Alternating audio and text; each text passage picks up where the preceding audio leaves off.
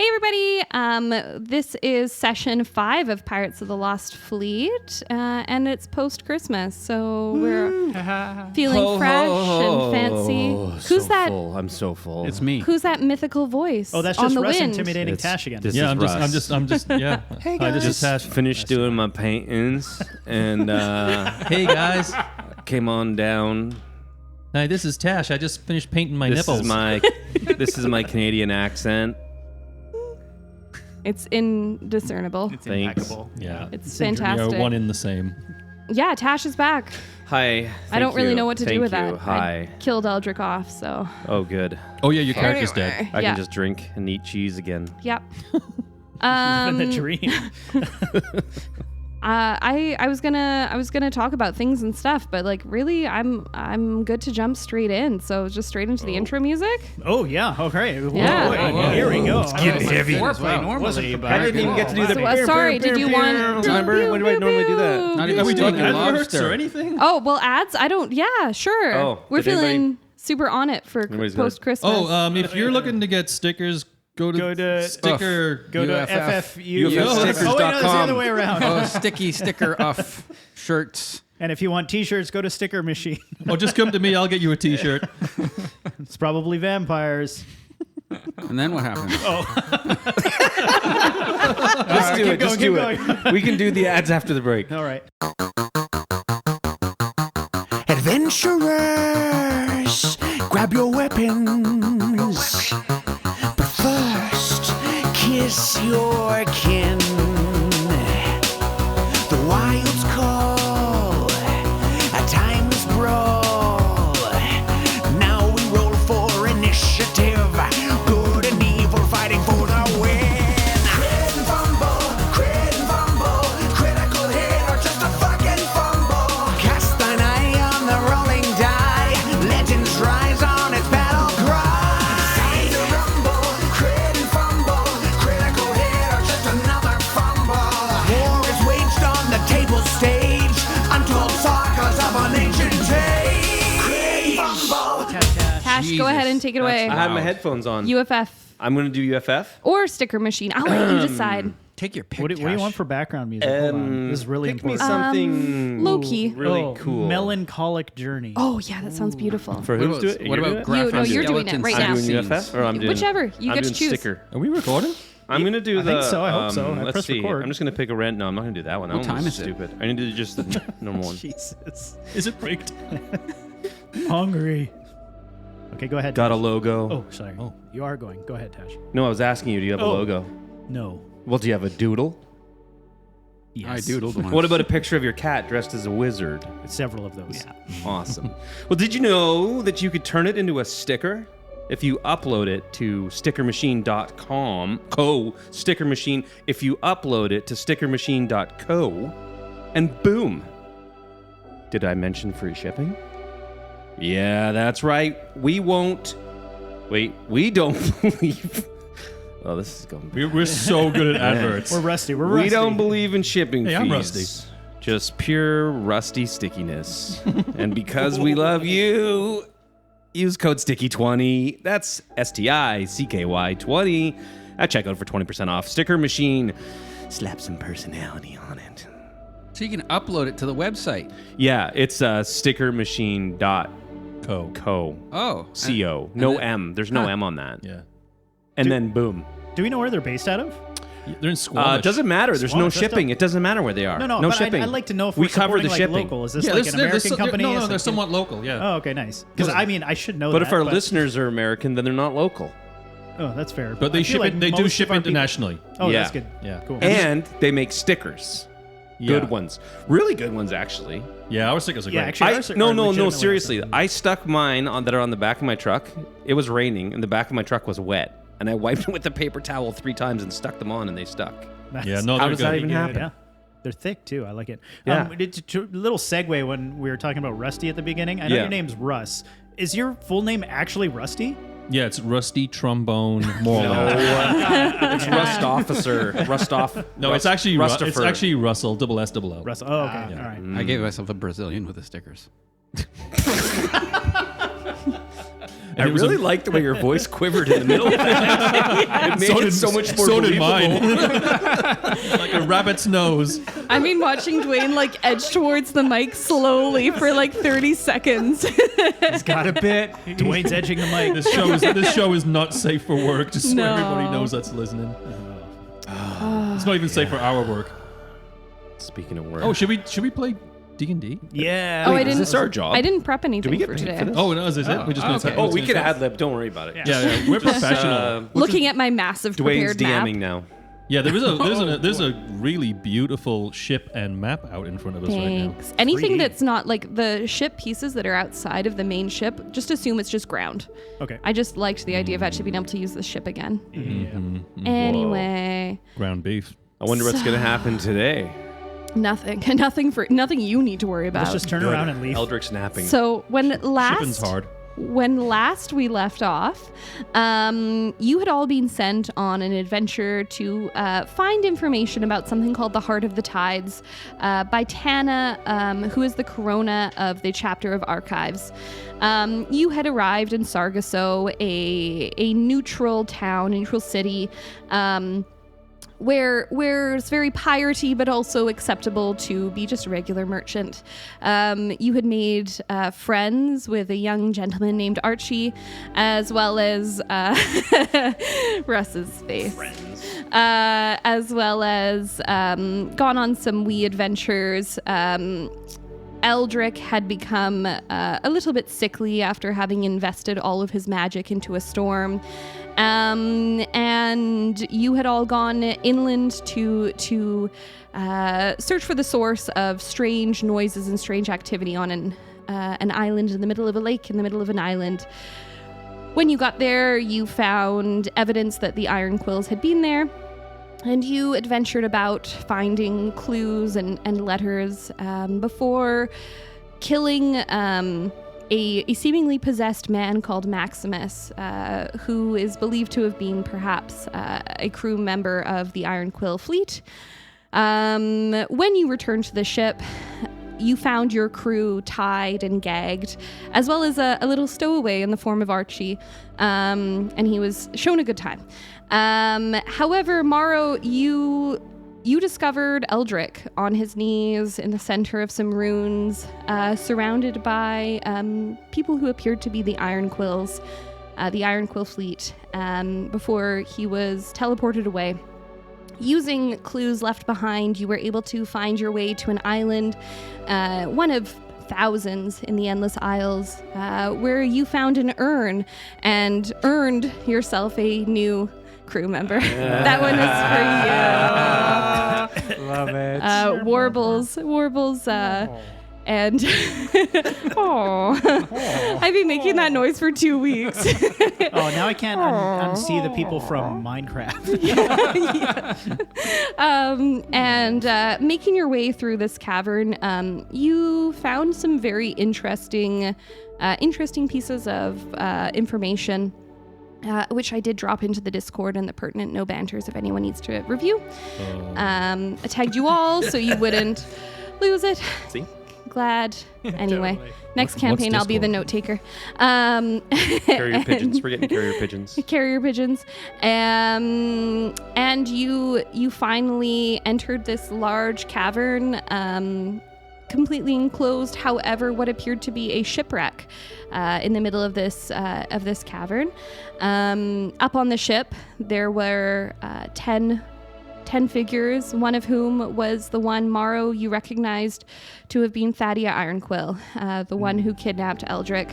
And she said to you, "Glad you could finally make it," before throwing a grenade down into the sand in front of your feet. And the sand around you began to tremble. And we will get to that. But first, I'd like to take us back in time a little bit. Back 6 days to your missing first mate. Eldric, as you awaken, you find yourself in a room that is not your own.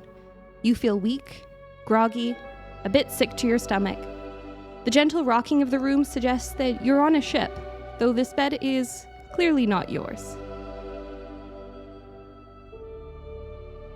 What's her name? Like, whose bed am I in? I'd love you to roll me a perception check. Let's try this one. That's a 17 on the die. Perception is elemental P. Is plus 0 is 17. 17. You have a moment of confusion, perhaps looking around, wondering whose bed you might be in, before recognizing the fact that there is a second bed in the room on the opposite side, as well as some brewing equipment. And as the door opens, you recognize Lyria walking through the door. Oh, you're up. Are you feeling any better? Oh, I don't know if I'd be saying it's better, but it's not worse. Yeah, you're looking pretty green when you came. Different colored. You were looking off when you came in. Yeah, that was a big one. Whatever happened. Too much to drink, Too or much. Well, the tide blossoms. I think I might have overdone it, and I was playing around with some magic, with trying to run some storms my way, and it always takes a lot out of me. I don't really understand why you'd want to be running storms towards us, but it's not for me to say. I would suggest perhaps a lockbox or something, because, Thal getting in and everything. But anyways, it's your call. It's not my place to say. Oh, for the mushrooms, you mean? I didn't mean for the storms. If you could put those in a box, that'd be all right. But I suspect you probably can't. Well, that's just kind of where they live. I think she's probably learned. Yeah, sure, for sure. Yeah, absolutely. And she's sort of like standing there awkwardly. She knows you don't really need any more healing so much as you need rest. And she's toying with the the bracers, the leather bracers she usually wears. And then she sort of shrugs before heading over to her brewing stand and just says, well, you're welcome to finish resting here, or you can go back to your room. If you need anything, just let me know. The others already left. They're headed inland, left a couple hours ago. Okay, I guess I'll just go check in on everyone. How's everything seems to be okay though? Oh, I mean, yeah, everything's fine. Thal's up top. She's a little green, but she's doing all right today. And I think Gild is just in the kitchen, and there's a little bit of nosh down there if you need any. Okay, well, I'll just go take a walkabout and see what I see. All right, sounds good. And he will go up to the deck and see what time of day it is, or what day it is. Yeah, it's at this point it's about mid-morning, late morning, and people are puttering, and you see Thal sanding a railing, and she's kind of looking dazed a little bit. Sandpaper is now the right way, it's the docks are bustling around you, but due to the size of the Scurvy Lady, you are sectioned off further out, so it's nice. Sorry, go ahead. Go ahead. Roll me either an investigation or perception, depending how you're looking about. It doesn't matter because my bonuses are the same. Of nothing. 13. 13. You do see in words on the docks what appears to be some bustling as some smaller ships seem to be getting ready to go out. Though they don't appear to be filling up with fishing gear or anything for shipping. However, quite a few people are getting on each ship. There is a fairly concerned looking woman standing on the docks, but yeah, the only sort of anomaly. Is there any other crew around on the deck? On the deck, you can see Aelor up in the rigging. He seems to be tying something, and then just Thal. I guess he'll just go over and check in with Thal a bit. Sure. How you feeling this morning? Oh, I'm Oh, you look about as good as me. Yeah. Nice. Did you have some too? Oh yes. Yeah. I do regularly, but it's a bit of a different thing when you're prepared for it. Yeah, I just thought they were your usual snacks. Usually Nope. they're just. That's left pocket. Oh. Yeah, right pocket's different experience. I'll remember that. Don't you change it, otherwise I'll be out of snacks. Any revelations from your adventure? No, not really. Just kind of a lot of memories, a lot of sad ones. Yeah. You should talk to Darvin about that, probably. Darvin doesn't really seem like the type of person who wants to hear about my family dying or something like that. Anyway. Yeah. Well, what's the day been like so far? Yeah, the others went. Like, they left. Darvin left. Yeah. Do you think I should go for a chase and see if I can find him? Oh, I mean, they left like 2 or 3 hours ago. Yeah, I'm not going to do that. And they were going at like Captain Morrow's speed. So, you know, they were like yes. speed walking. Yeah. Yeah. Do you think when he's out there, he like, when no one's around, he like goes on 4 feet, or do you think he tucks his tail in? Is there a tail? I think, Is that why we don't have rats? I just have questions. that's okay. That means you're a very inquisitive kind of mind. And that's what we look for in a crew member. Cool. As long as you're doing what Darvin's asking, then everything should be fine. I hope so. Okay, well, I'm going to go get some bread. Actually, I had a question. Oh, go ahead. no, I didn't have a question. You said you had a question. Oh, I know. I meant go ahead. You were going to go No, get go food. ahead with the question. No, I've it's already okay. stopped now. No, no, it's fine. I'll ask Darvin. How about you ask me and I'll tell you if you should ask Darvin, because maybe you shouldn't. There's some things that you probably don't want to ask Darvin. Yeah. I'm looking for people. You're looking for people. Yeah, I thought maybe being on the ocean would be a good idea. Oh, you want to have like a big talk about like your life's purpose and stuff? No. I'm actually looking specifically for 2 people. Okay. I don't know much about them. Have you seen them? No. I just have names. Okay. Jerry and Derry. I don't know them personally. Okay. Yeah, they're brothers. If you find 2 brothers called Jerry and Derry. Okay, well maybe once the rest of the crew gets back, maybe we could have a little bit of a meeting if this is something you want to like. Yeah, it's more like when we're at port, we could look for them. All right. Okay, cool. Do you mind if I go ask around the docks here if I stay within sight of the ship? If that was a prerogative, a directive that Darvin gave you, then yes. If Darvin told you to stay on the ship and do some work, then you better be doing that. He said, "Stay out of trouble." Well, that's a pretty good mimic. Well, then I think my advice would be to stay on the ship here. Okay. Yeah. Maybe I can yell it from our ship. You know, it's fine. That would be annoying. Yeah. I'll ask another time. Okay. Enjoy Okay. your breakfast. Yep. Have a good day. Thanks. And then Eldric will go down for some food. Sure. Yeah, you head down and there's it's mid-morning, but there's some leftover porridge, and it's that sort of leftover porridge texture, but I it's need that. it's better than nothing. And as the day kind of goes along, you know, you start to feel a little bit better, still fairly tired and weak, and anything else you wanted to accomplish with your day? I don't think so. All right. As twilight starts to fall and you're feeling a bit better, the ship, you know, it starts to feel a little bit stifling being below decks, and you're becoming a little bit restless and probably wondering when the others will be back. Yeah. I think he's just always generally interested in the weather, so he's probably up, either headed for the deck to just go have a check-in. Sure. Look at the clouds, see what's moving about. Yeah. So you head up on deck, and as you head up on deck, you hear some movement, and you hear Captain Morrow call to you, and you turn and you see him up at the helm. Captain? Do you head up? Yeah. Yeah, he's standing right at the back of the ship, and he says,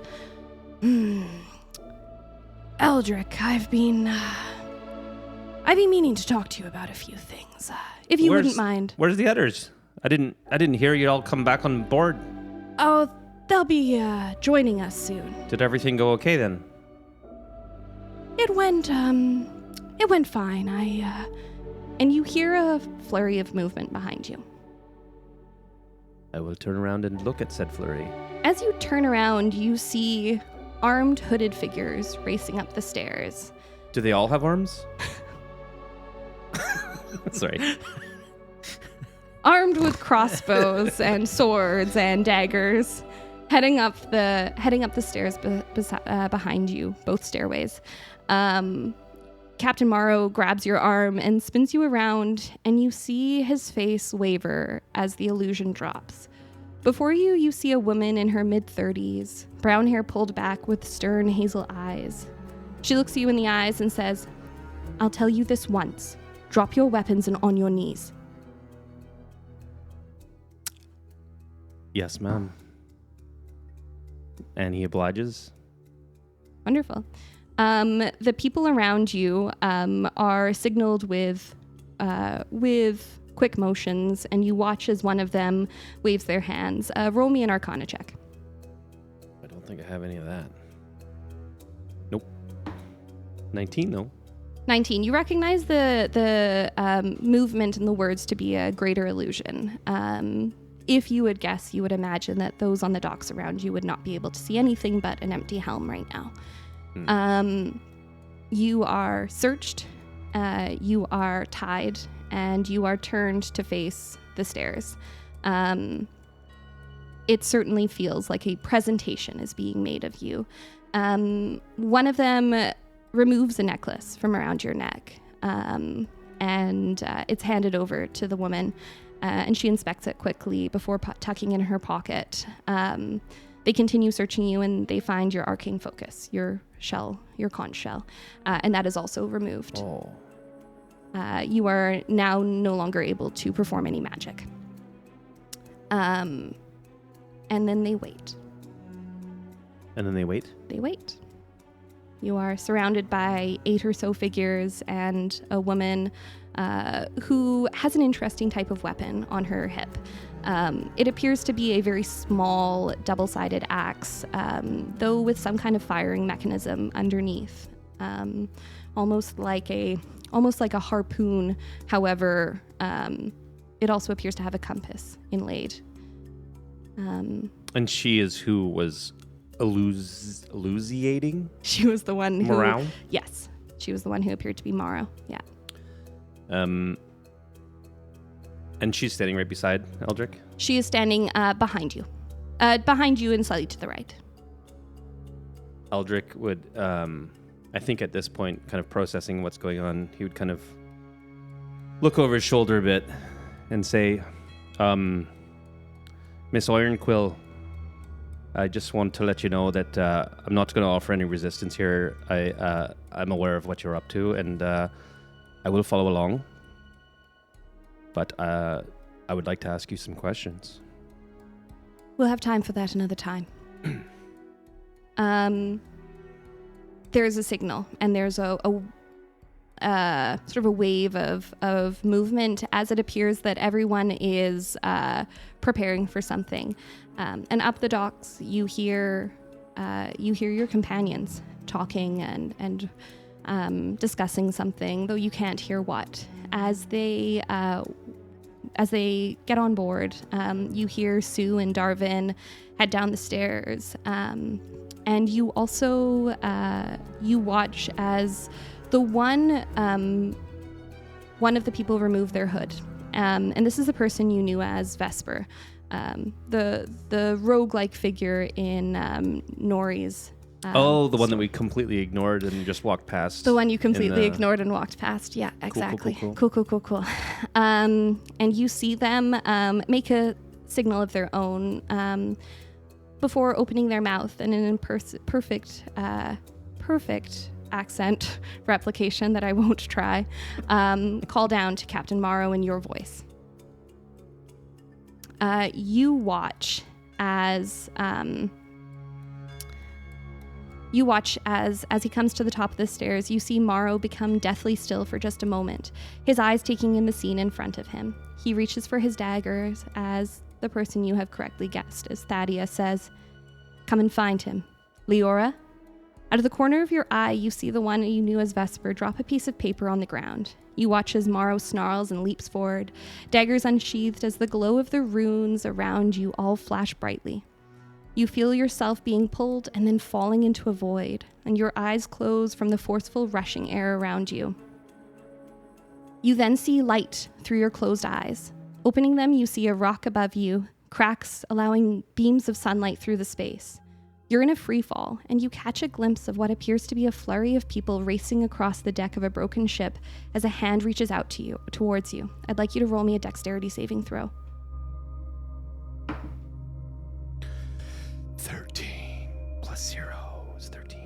13.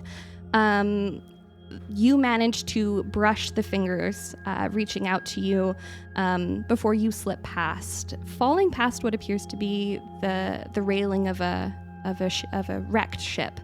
You see the surprised-looking face of Thadia Ironquill as you crash into the ground below. Darkness falls as you lose consciousness. And I asked you all to roll initiative before we started, and that is where we are going to pick up. However, I will describe the scene in front of you. Darvin, Sue, Warbles, and Morrow. You have walked into this cavern and you see before you an immense ship that is heavily deteriorated. And up above, you see the flurry of movement as the sand around you is trembling. You see the woman who threw the grenade hurry downstairs, as well as some of the other cloaked figures, while others still run towards the cannons that are facing you. I will point out where you are all located, as people with arms who are able to reach are able to put them in place. So, I believe we were there. Anywhere you see movement is considered difficult terrain. Sue, you rolled second. However, if you keep using that laser pointer incorrectly, I'm going to move you to the bottom of the draw. That's me. That's Eldric. Eldric is not needed. Eldric doesn't. Yeah. Eldric is not there. However, I do have some folks to add. So anywhere you see bridges, that is water around you, the water would be considered difficult terrain.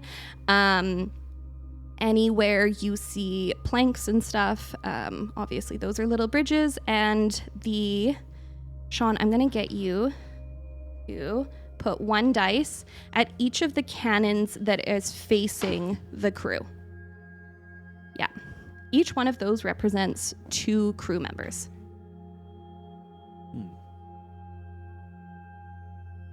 Perfect. Amazing. Thank you so much. Alrighty, so the ground around you begins to quake. And at that, Gavin, I'm going to need you to pause just for 2 seconds so that I can set up enemies. I forgot to get out. Oh, okay, sure. And we're back. Okay, thanks. Okay, so in front of you, you see the sand begin to quake as, similar to before in the caverns, you see some kind of crab humanoids burst from the ground. However, these ones look different. You see 4 enemies in front of you. 2 of them have 4 arms and are very, very lanky, very lithe, and they are snipping almost like scissors or shears. 2 more have shields and are leap from the sand very nimbly. Up above the ship, you see we have the crew at the top, and you see all 6 of the crew members ready their guns and aim them down below. They are going to hold their action. Darvin, you are up. Captains, vampires! And I'm just going to run. Can you move me towards the crab guy over there if it's possible? I've got 40 feet of movement speed, if that's possible. You made it. And I am going to try and hit that crab. Wonderful. I'm using my hand axe. With rage? Oh, I'm already raging. Oh, yeah, am I raging? I've got a rage. I think I too. said last session I was like, I rage. You don't get to rage until the combat started, but you can now take your bonus action to rage if you would like. Okay. I think I ended on the ground around you begins to quake, and that was where we... Okay. I'm raging. Yeah. Sounds good. Rage. 20. 20 will hit. Okay.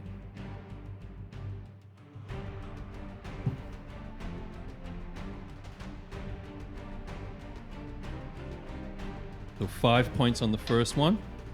Taking my second hit. Can I get you to describe what you're doing? Just for like... He's rolling his dice. I meant rolling my dice. I meant like for your attacks. Oh. You're swinging. So, yeah, I as I run up, I come almost like, because it's a bit wet, right? Yes. And actually, where did you step through? That is considered difficult terrain where you step through the watery parts there. But I'm the salmon. You are. Does that affect that means your swim speed is the same. You're not swimming, you're wading. I mean, I kind of like... He could have flopped belly skimboarded first. it, yeah. I was like... He swim waded all the way over there 40 feet. I saw him do it, and I was like Caffeine. impressed. Like so impressive. I'm going to swim allow it And because as I don't kinda, like, I kind of like slip on my belly forwards. like a skimboard. Okay. Yeah, like a skimboard. And as I come up, I've already got my first axe out, and I slice right at its leg. Come on, Okay, that looks Which cool. sounds hits. good. Yeah, which hit for 5. I get to my knee, go to hit with the next one, which I will assume misses because it's a 9. That will miss, yeah. And then so I'm going to do my bonus action, which I think gets me... You raged for your bonus. Oh, so I'm just hitting it once. Sounds good. Fucking vampires, Captain! Vampires. Alrighty. Next, we have the one in front of you is going to. The one in front of you is going to. In front of Darvin? In front of. Yeah, in front of Darvin. Thank you. Is going to swing with its claws. So. Sure. Have at her. Natural 20. Ooh. Oh, yeah. Misses. I let Gavin look at my It's nat legit, it's 20s. legit. Yeah, fantastic. Oh, shit. What's that? Is it 1d1? Is that what it hits So, for? and I'm going to be doing Sean's rule from now on, which is the brutal criticals. What does So- that mean? Oh, I love those. Yeah. Sean, give us the... Yeah, quick- give us the spiel. Brutal criticals mean that you do max damage on the first damage roll, and then all your rolling is for additional damage. Yeah, so it's 1d4 plus 1. So that's going to be 5 points, and now I'm going to roll for the plus 2, so 7 points of damage. They're so cute. I have not halved, by the way, so I will allow you to do the halving, simply because I have a lot of... Why am I halving it? Because you're raging. Oh, I'm raging. Yeah, Right, The so raging it's, so Cajun. 3 points. 3 points. Raging. Yeah. Yeah. I'm gonna let you do the halving just for Yeah. my own brain. Gotcha. Fantastic. It also has a multi-attack though, so it is going to use its shield there, and it is going to duck behind its shield and charge you. And that is going to be an 18 plus 3 to hit, so 21. Yeah, it hits. Fantastic. And that is a d6. 1 plus 2, so 3 points of bludgeoning damage. So 2 points, I guess. Yes. Fantastic. The one over here, I'm playing the, these are called infantry. In the middle? Yeah. This one is going to move. This one is going to move forward. I was just checking towards Sue along the sand. And it's going to take its full 30 foot, if you don't mind moving that for me. Do they go slow Grab on person. difficult Take his terrain? or They what? do not go slow on difficult terrain, no. Rude. They are the sand people. They are difficult terrain. Yeah, so, alrighty. He went 30. 130, fantastic. And is actually going to dash another 30 to make up and engage. He's on him. He is on them. So engaged. So, it is now Sue's turn. Well, Sue's gonna see this guy like right up on him like that, and he's gonna be like, "They don't look like vampires." Anyway, he's gonna grab his daggers, and he's gonna grab his daggers out. He's gonna cast Hunter's Mark on the guy that's right in front of him. Fantastic. And then he's gonna take some swings at this guy and see how that goes. 13 plus 7 would probably be 20 if I can count with That my hits. fingers and toes. Yeah. So that's my one dagger. And just bear with me for 1 second as I get myself set up with my cachones. So a dagger is 1d4 plus 4. So I have 2 plus 4. That's going to be 6. And if he has Hunter's Mark on him, I would imagine that I get my sneak attack. You sure Bonus. do. So that's 1 on the dice. So 7. Yeah. And then I'm going to take another swing at him.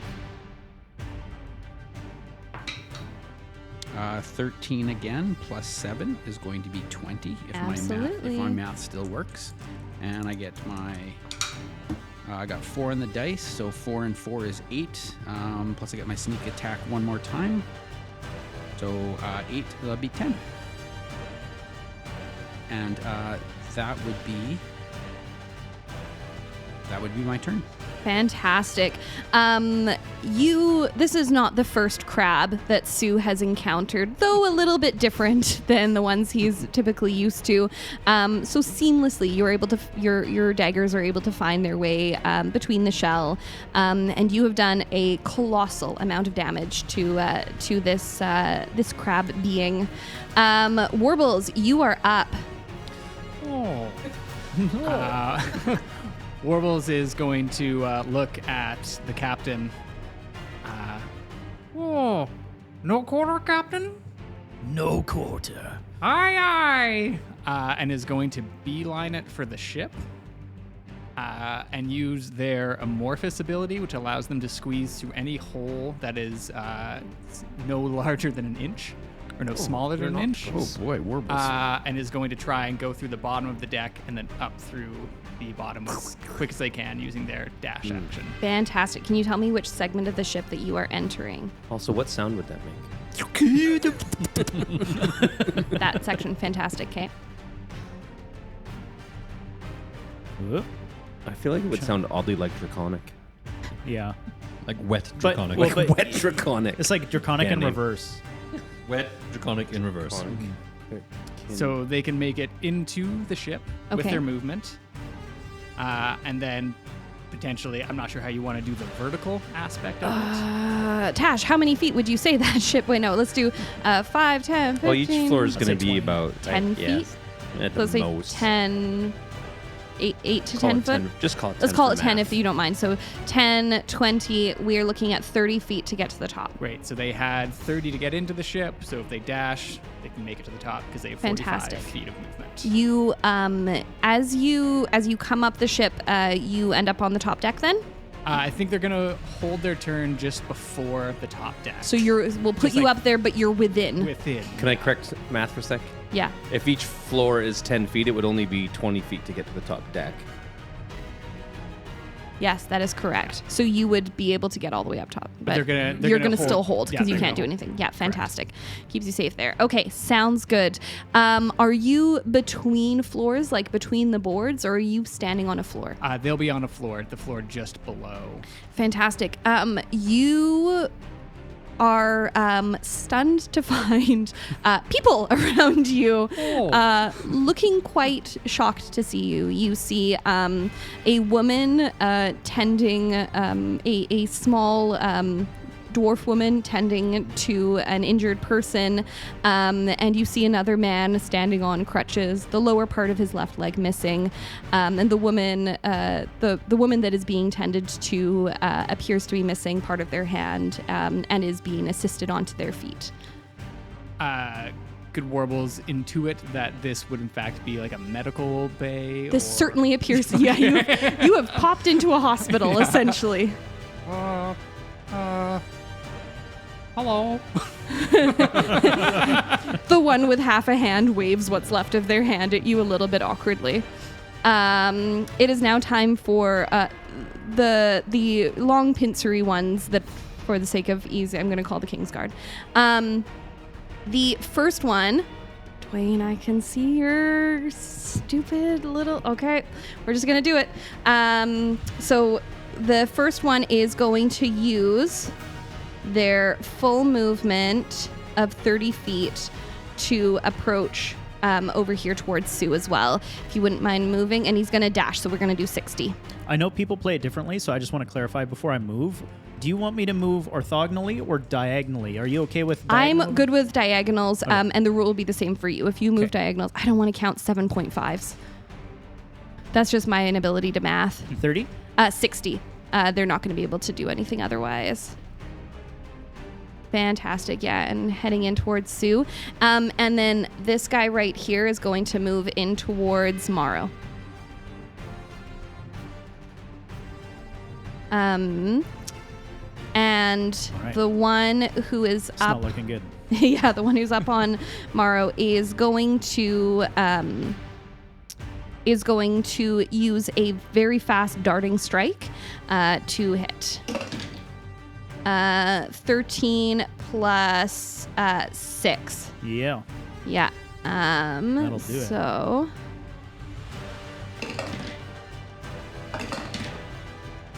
13 points of slashing Holy damage. shit. And that is going to be 15 plus 6 to hit. Oh, yeah, for sure. Okay, so the first one is a large slashing attack, and the second one is a piercing attack. 6 points of piercing damage. And it retreats slightly, and just by 5 feet or so. And Like it for an opportunity attack? No, sorry, I meant like it's like it. Like it pierced you, and now it's like removed its I self. see. Yeah. Perfect. And appears to be readying another attack. And now it is your turn, Morrow. Morrow is coughing up blood, and he's like, well, I'm not sure if you can hear me, but I would like to point out that the Lady Tana that hired us said that we were unlikely to find the Ironquills, the stupid bitch. And he casts, I had 2 plans. My plan was to do the thing. Fairy Fire is what I want, is some advantage on him. So I am going to cast Fairy Fire on this guy. I need him to make a dexterity save. Fantastic. He's looking at him. Can you hear me? 4. 4 fails. That guy is covered in Fairy Fire. And were you talking to this crab being yeah, or the woman? No, one right in front of me. The one right in front That's of you? why I was like, I don't know if you can understand. It kind of like chirps and clacks at you, and you understand it to be language, though not what it is saying. I thought she had a stupid haircut, too. Wonderful. In addition to that, he does still have a move action and a bonus action. I don't think I'm going to move. Actually, I might just scoot around him so that Sue and I are back to back. Fantastic.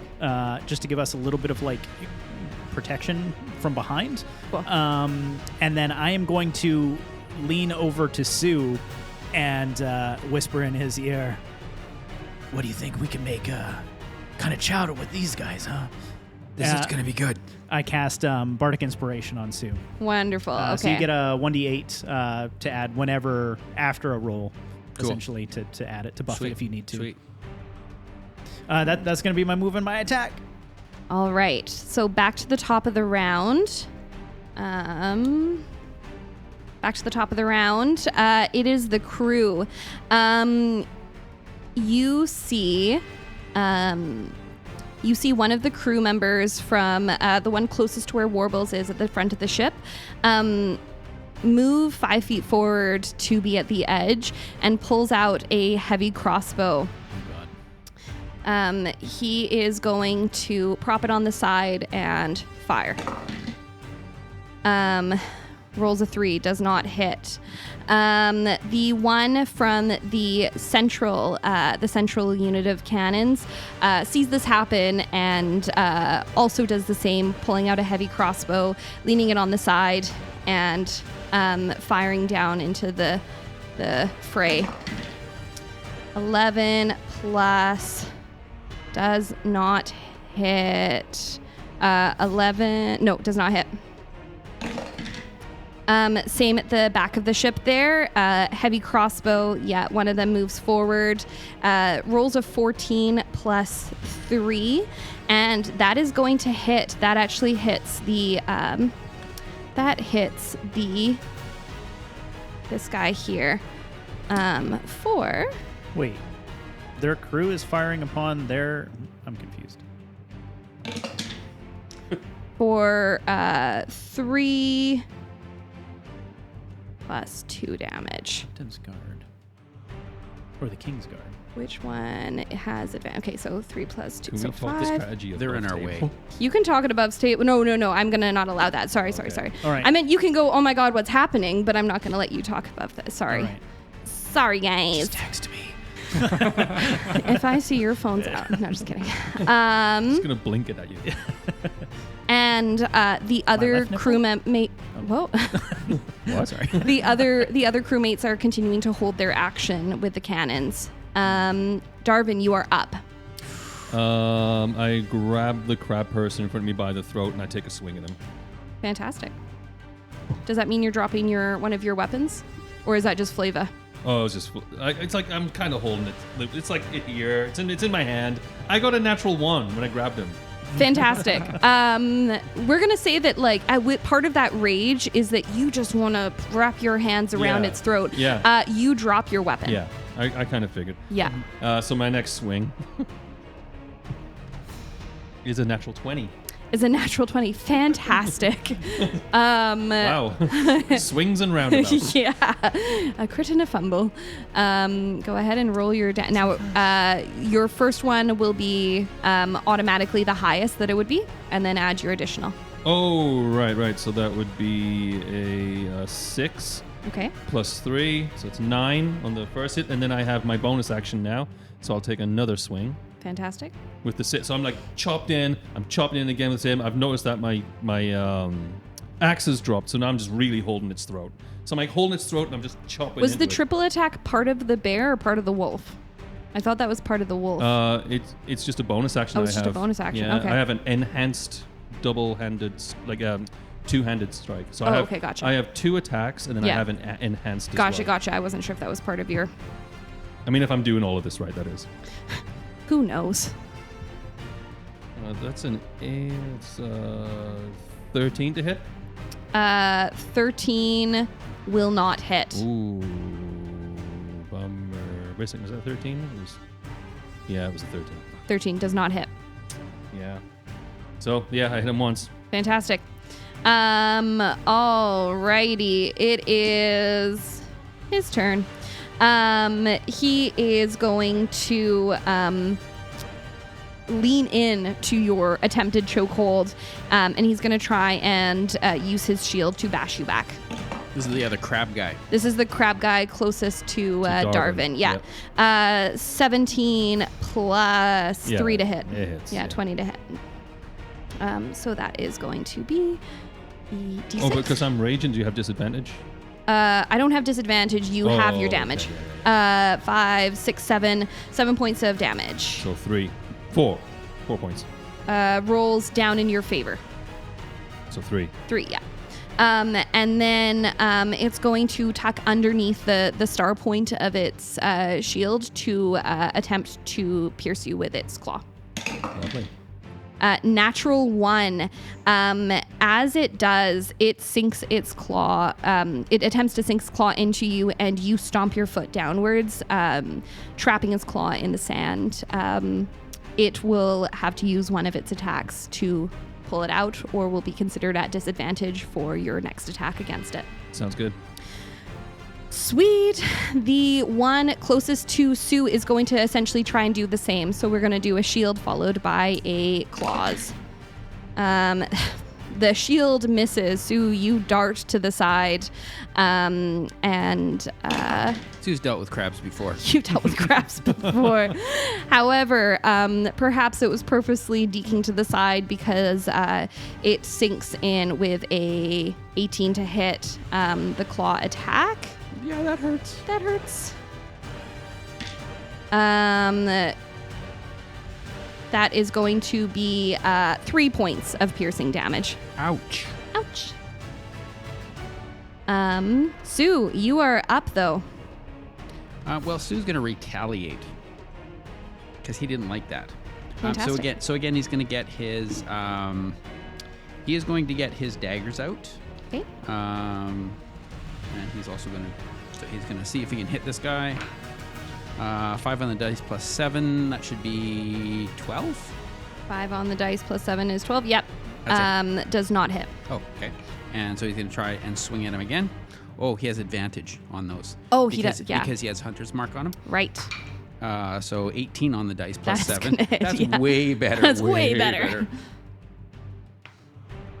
So 2, and with his sneak attack or with his advantage, so that would be 2 and 6 is going to be 8 plus 4, 12 for the first strike on his dagger. He is down. Oh, geez, yeah. that's too bad. You find the soft spot. Yeah, that's the one. You find the soft spot, and he just crumples. Captain Lunch. Chowder. As he does, you hear this like ear-splitting shriek, and the heads of all the other 3 spin to look directly at you. Oh, perfect. That's awesome. Morrow's like pointing. He backs away. bleeding out quietly in the corner. So he is down. So in that case, I'm still toe to toe with the other one that's right there. So I'm going to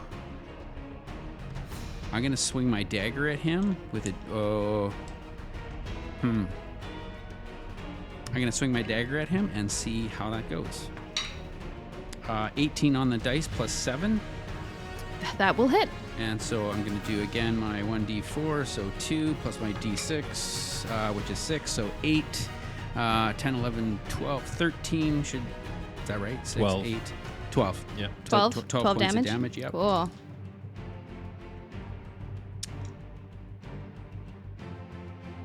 Alrighty, is that the end of your turn? That is the end of my turn. Wonderful. Did you still have a bonus action? Are you able to shift your hunter's mark at that point? Or is that an action?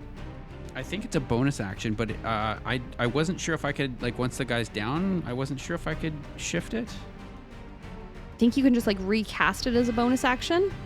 I Well, will admit to not being the expert on hunter's mark though. I don't know either, but if I could do Let's that. go for As it. a bonus action, you can move it. Oh, so I will move it to. Actually, I would move it to the person that the person that I had just hit, Okay, or perfect. the crab that without the shield. Wonderful. Go ahead. So I will move my hunter's mark as that bonus action. Wonderful. Alrighty. So then, Warbles, you are up. You are standing in the middle of a hospital wing. I will say that in amongst maybe the crew's turn, this hospital group have kind of sidestepped you and appear to be trying to move to safety. Warbles is, if they're not showing any aggression, just going to keep on their merry way. Yeah, and wonderful. pop up to the top deck, where they are going to attack the crossbow person who is leaning over the deck. Fantastic. Yeah. They're going to spend a key point and do a flurry of blows. Wonderful. Oh, Warbles is a monk. So is he that great over I was there? wondering. Yeah. Where did the dice go that disapparated? The pink one? Yeah. I can see it. It's it's right. behind It's the right mast. beside the mat. Yeah. It just happens to be in your blind spot. You guys with all the boat terminology. We know masts and helms. Although I think in one of the previous episodes, Don't. Morale forgot Okay. what the bow and the stern was. Or something. He was testing the crew. Yeah, Okay. actually. We failed. First roll was a 11, 11 does not hit, no. but a 12. 12 does not hit, no. Then we're moving on to 17, A 17 sure hits. and then much more than 17. Also will hit then. That is going to be 9 points of damage, and I need that crew person to do a DC 13 strength saving throw. That is going to be a 9. They get pushed 15 feet off the deck as Warbles uses their open hand technique. Fantastic. And Wonderful. Would you be able to please move them to the ground?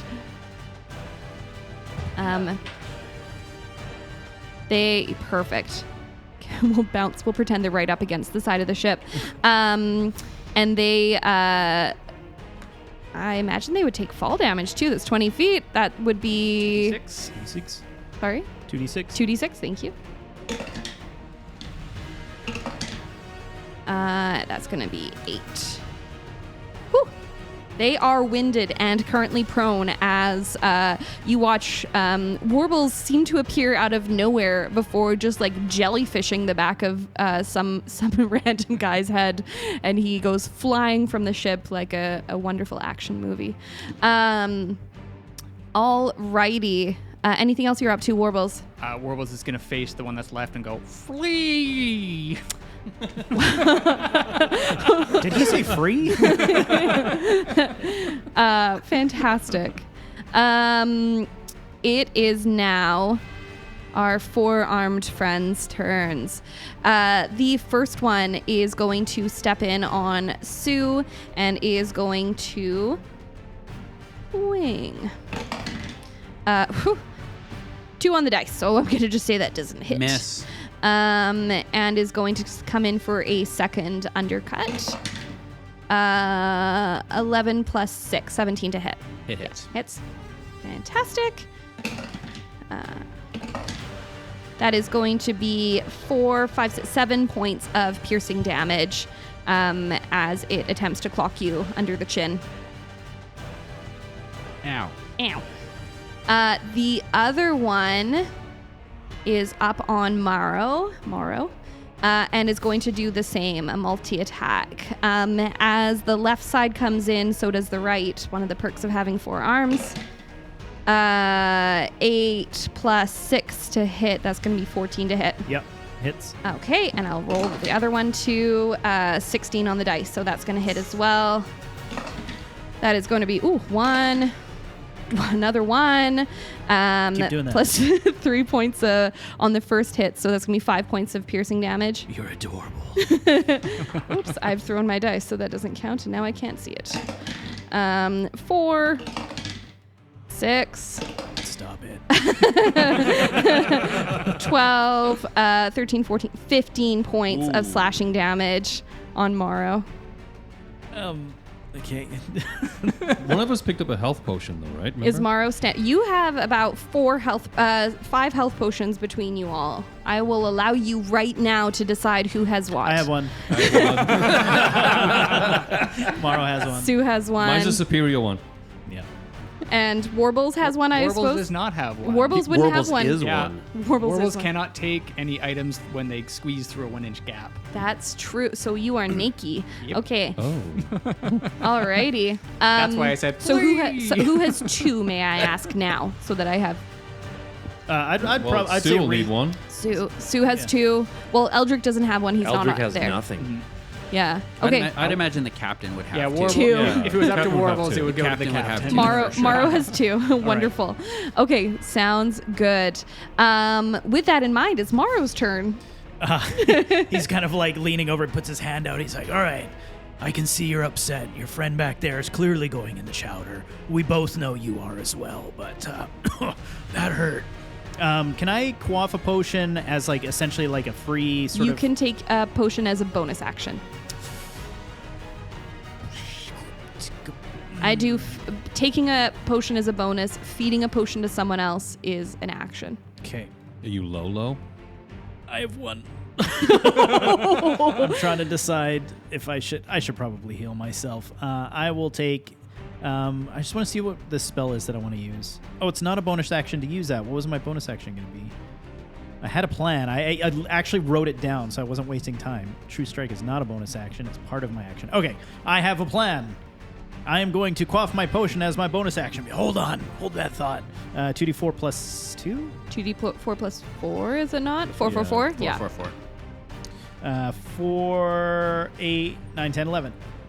That's pretty good. That's really good. That's really good. good. That's like at least half a hit. Yeah, perfect. So he's feeling a little better. He's like, my turn. He draws out his daggers and then just like breathes in for a sec. He's like, and just like focuses down, and the blades just like and like have this like glow about them. He's cast True Strike, which just gives me essentially more power in my daggers. Nice. And I lunge at him to attack with 2-weapon fighting. So I'm going to make a primary and a secondary attack. Fantastic. And you have advantage from your fairy fire. I do. So main hand. Natural 1 and a 19 plus stuff, I'm sure hits. 19 hits. So we'll do the next one. Offhand. 18 plus 5. Hits. So we'll do that first combat. So it's 1d6 plus 3 for the first one. 5. And 5 again. So 10 points of total damage. That's with the true strike? Yes. Yeah. Yes. So 10 points total with that. But then he is also going to use his extra attack bonus, which is just lets him do another attack. And I don't think I get an offhand attack with extra attack. It's just like a straight up another jab, I'm pretty sure. Perfect. So he's going to do that. Be like, I'm not done yet. Stand still. 2 3s. I'm going to use one of my luck to reroll. Cool. 12 and 5 is 17. That hits. Nice. Okay. And it's okay. And then in addition to that, I'm going to use my savage attack, which is part of my College of Sword, whatever the bard went to. Lets me roll my damage twice and take the highest once per turn. So I'm gonna roll the 2d6, a 6, plus 3 is 9. Another 9 Fantastic. Through like all the blood and gore, you managed to drop this enemy. He has died. Wait. Did you want to go in the bisque or the chowder? Chowder. How agreeable. That's pretty good. He's always had dreams. Beautiful. Fantastic. At the top of the round, this little dude right here. Oh, Dwayne, I swear. That little one right there. He uses half of his movement to stand up. This is the fella that fell off. This is, yes. Thanks to Warbles. Warbles, yeah. And he is going to cast Misty Step to return to the cannon. Ooh.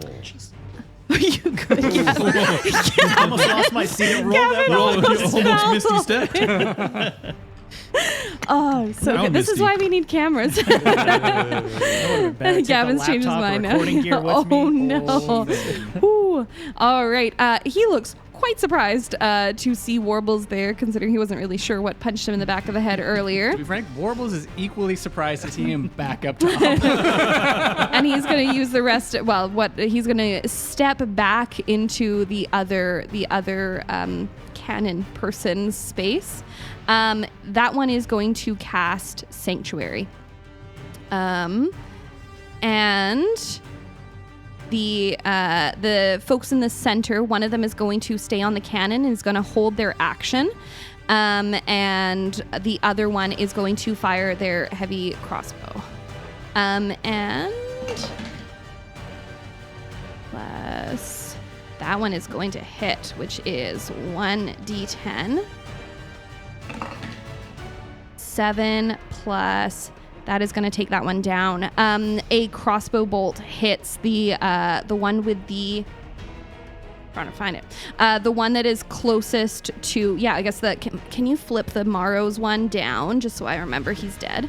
Thank you. The fairy fire one, yeah. Yeah, is going to hit that one and is going to do 7, 8, 9, 10 points of damage in the back of the head. It was not the one I thought it was.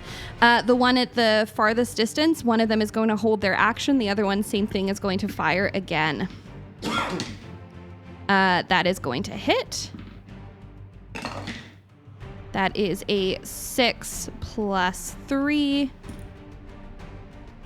And that one actually goes down now. 2 crossbow bolts to the back of the head. The crab boy right here is down and out.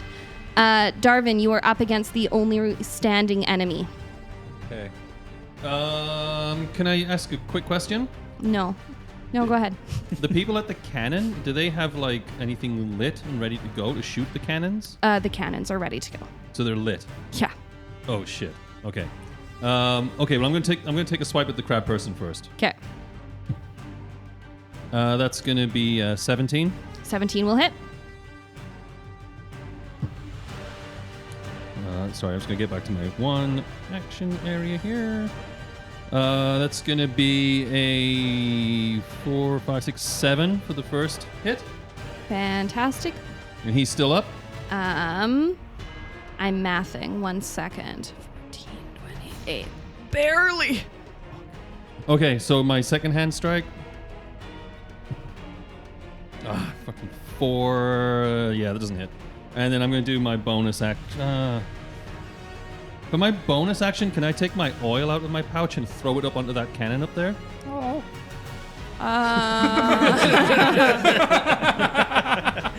I'm a chaos goblin. I'm gonna say you are blind to where the fire is from your angle, though.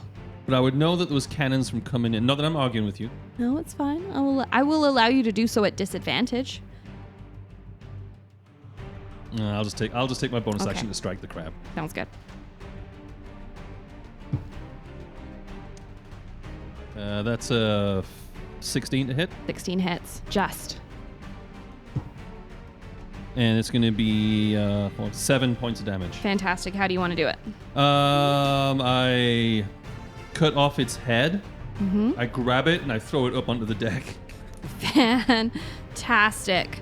The crab head goes flying. Like that kind of spins like a frisbee almost. Like Amazing. And lands on deck. next to Warbles. Next to Warbles. And next to the very stunned looking crew at the front of this decrepit ship. And you have managed to eradicate all of the crab enemies. Sure.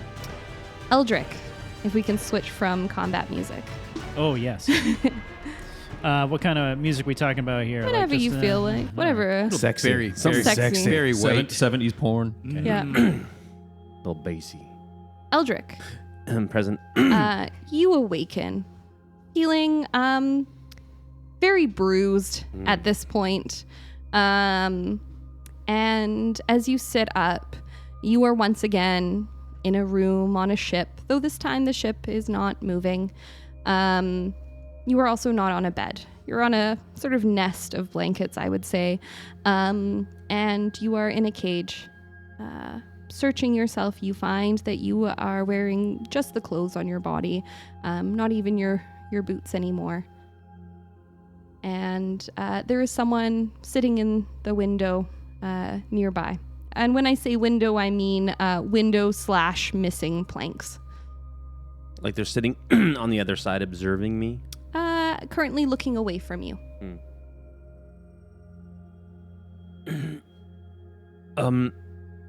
Excuse me. She turns around, and it is Thadia Ironquill. Do you think I could get a glass of water? She stands up and heads over to a table. Roll me an investigation or perception. 3 plus nothing. She moves some unseeable items from your still seated person, and fills up a cup and heads over. She says, "Sorry, ale's all we have right now." Well, I guess that'll do then. Just, I guess, wondering what your intention is with taking me hostage here. Sort of twofold, to be honest. One is that I need your crew to get here, and I required a bit of time. Primarily, though, what I'm looking for is a conversation with you. Oh, with me specifically? It was going to be any crew member that was left behind on the ship, and you happened to be one that I could be reassured they would probably come and find. Well, it seems like a simpler request for a cup of tea might have probably worked okay. You can see why I would be suspicious of anyone who would be agreeable to having a cup of tea with Thadia Ironquill. Well, you're just a person like anybody else. Well, tell that to the crown. I don't really get to talk to them very often, but... No, but you have been making your way around with some fairly notable characters recently, haven't you? You mean my crew? I meant the Corona of the chapter of Archives. Oh, well, yeah, I mean, that's what we do, is we take on some work here and there. I'm just going to sort of cut to the chase if you don't mind. I don't mind. I can see why you would perhaps think that we might be monsters. And perhaps. However, we were very different people before we sailed into the dead tides. Sorry, let me ask it as a question. What have you heard about us? Well, I guess what I think I know is that you were once very well known to be a fantastic leader in the Navy. And for some reason, you seem to have kind of flip-flopped, I guess, on what your morals are and what's motivating you to do what you do. Flip-flopped is a fun word, isn't it? Flip-flop. Yes, it is fun, yes. Yes, yeah, no. Years ago, we found this harpoon. And she taps her hip, and you can see this weapon that she has. It's beautiful. It's lovely. It's strange, but lovely.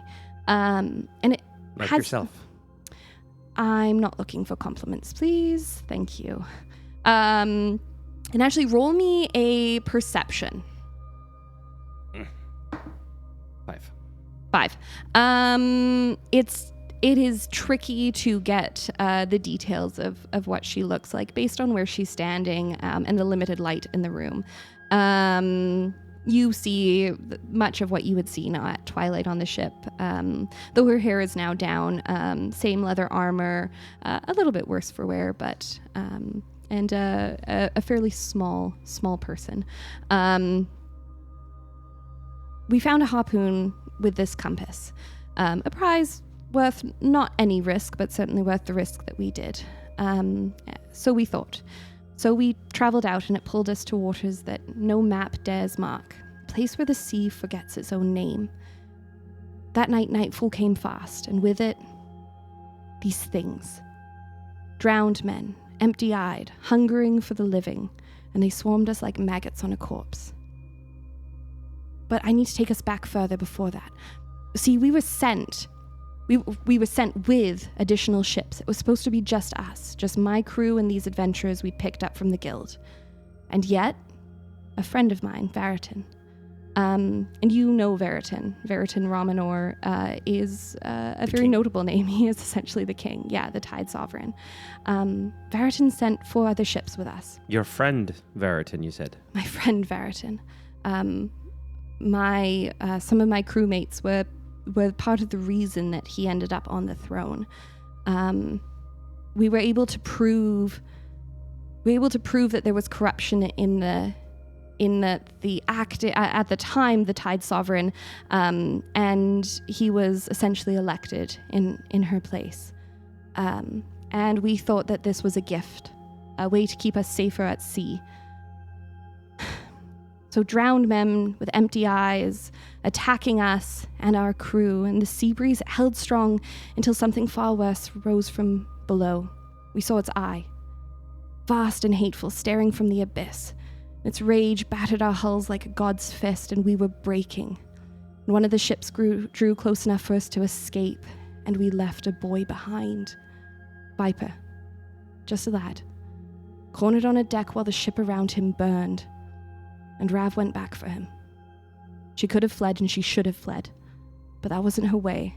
She hauled him out, handed him over with the warhammer, and stayed behind. She lit the night with fire and fury as she drew a fireball upon herself, and she bought us time, bought our lives with her own. We limped back to port, broken but breathing. 3 ships. We lost 2, Seabreeze and 1 other. We told the king everything.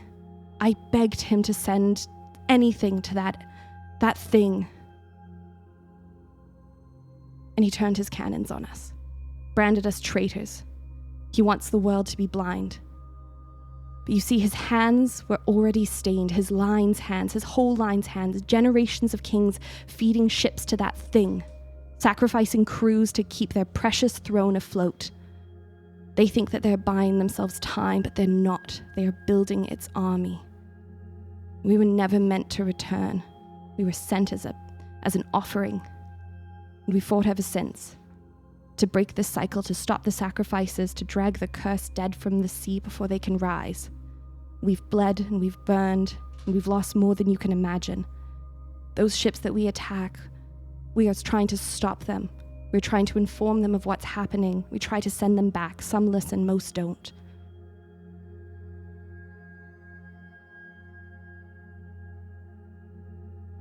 Well, that's a perspective-altering story, if it's true, and I have no reason to doubt it. So what you're saying is that the Kraken, as everyone would think of it, It's no Kraken. is out there building an army of fallen sailors? Drowned dead. Some of them weren't sailors. Some of them look like fishermen. Some of them women just wearing regular dresses.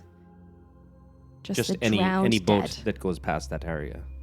I don't know. Perhaps he calls them. It calls them to that location. I don't know. So what is your point then of calling a meeting with us? We believe there's a way, a weapon, a chance to change what we're up against. Because if that thing tries to make landfall with an army of dead, we are fucked. Let me guess, it's the Heart of Tides. You have guessed correctly. It's the heart of the tides. Mm. And if we find it, we might have just enough fire to burn that thing back to the depths. But my crew is scattered. It is broken. And I can't do this alone. I don't need your loyalty. I don't need you to trust me. But if you care for your crew, if you have people you care about on the islands, on the mainland, if you want a world where your ship sails free, then you'll help me. Or everything we know will drown in that darkness. And by help you mean just to find the relic, Yes. which is essentially what we've been up to, as I'm sure you're aware. Well, you were sent to get information. Well, come on. We all know it's We were hoping. everyone's really for. Well, I guess I would ask of you to give me a proper proposal I can make to my crew. Hi, help us. Please find the relic or everyone dies. Ta-da! Okay, that's basically what we were already working under. Except so we this need is- it to come back to us, Right. not back to Saya. Not back to them. How, do you propose, are you proposing we're working in tandem then, or we're just going to continue off on our own, and if we find it, Bring it back bring to it back to you? Blackthorn. Oh, to Blackthorn. Blackthorn can find it his way back to us. So are you sort of. Are you connected to that little fucker Archie then? Sounds familiar. Darvin's going to kill him, just so you know. I completely understand that sentiment. He's got his soft spots. Can be charming at times. Very good on a ship. I will, like I say, I'm first mate. I have some pretty good pull on what goes, but there's always the captain to get it over, and we do tend to run things, with everyone's wellness involved. Fantastic. We will be leaving some additional evidence. We have someone on the inside who has been able to find things that I hope will convince your crew. Meaning what? You're giving us Giving you as much as we babysitter. can. No, we're giving you as much evidence as we can to convince you that we are not lying. Okay. Well, as far as I can see it, you don't really have a reason to, other than taking control of all the oceans in the world. Which would be pretty, It's actually pretty. for a pirate, a pretty pirate large queen as thing now they've that been I say it calling. out Yes, loud. yeah, no, sounds a bit sus, as you can imagine. Yes, well, I'm not the most analytical of the crew, so give me the evidence you have, and I will see what we say. Fantastic. And she goes and she brings you a couple of stone tablets, and she brings you journals, and she brings you ciphers, and under very careful, watchful eye, you spend the next few hours able to comb through The same evidence that will be laid throughout the caverns, unknowing to Eldric, that will be laid throughout the caverns, that your crew will make their way through in a few days. All of which can be found in the Discord.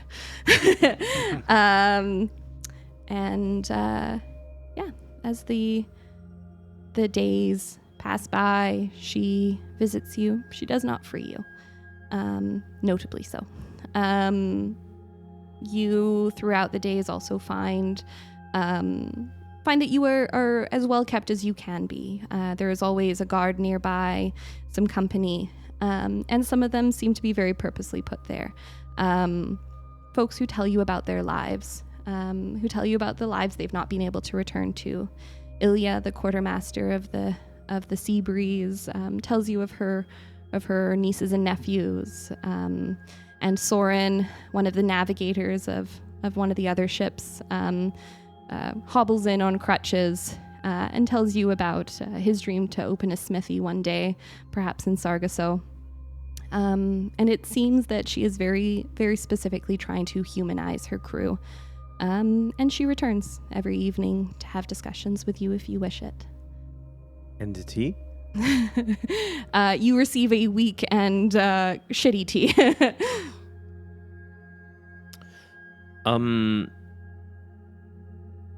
Is there a reason why you're holding me for so long? I'm waiting for your crew to come and get you. They appear to be a little bit slow. I'm not sure if perhaps the clues were poor or the seas were not favorable. Yeah, we have a little bit of distraction disorder. This is something I like to call it sometimes. Distraction disorder. I've been known to have that myself, but I can't risk it. You seem true, however. You can't just teleport me back the same way you teleported me here. Not sure your crew's there, and to be frank, I really need them to come and get you.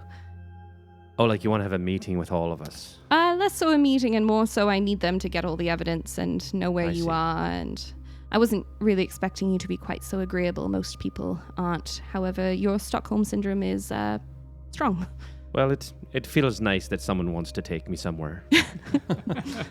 Everyone needs a holiday. Yeah.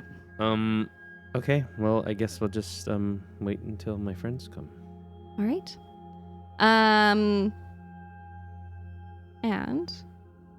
with that, I think it might be a good opportunity for us to take our break. Yeah. Let's do it. Dun, dun, dun, dun, dun.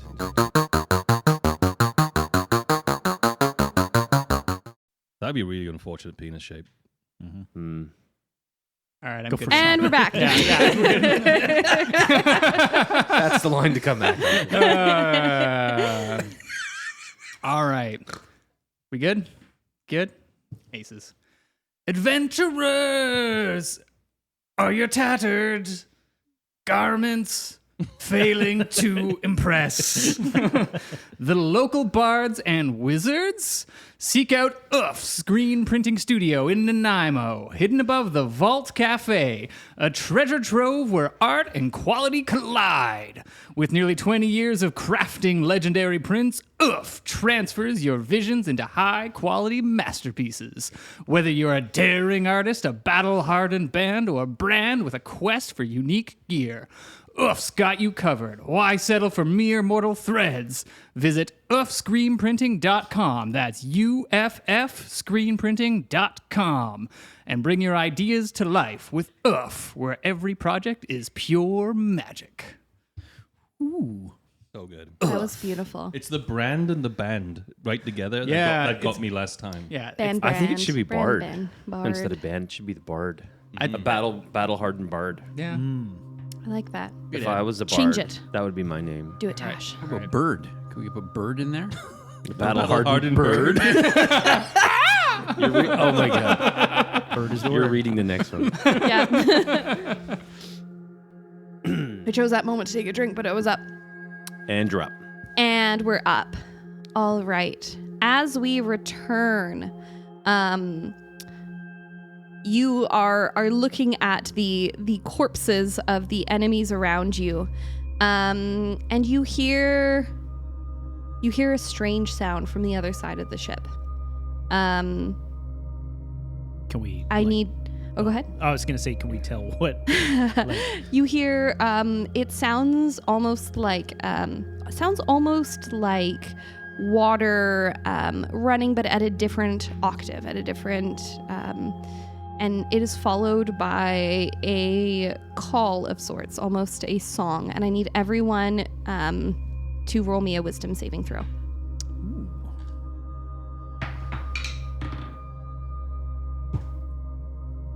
I believe that is 15. No, wisdom. Where is my saving throws? There it is.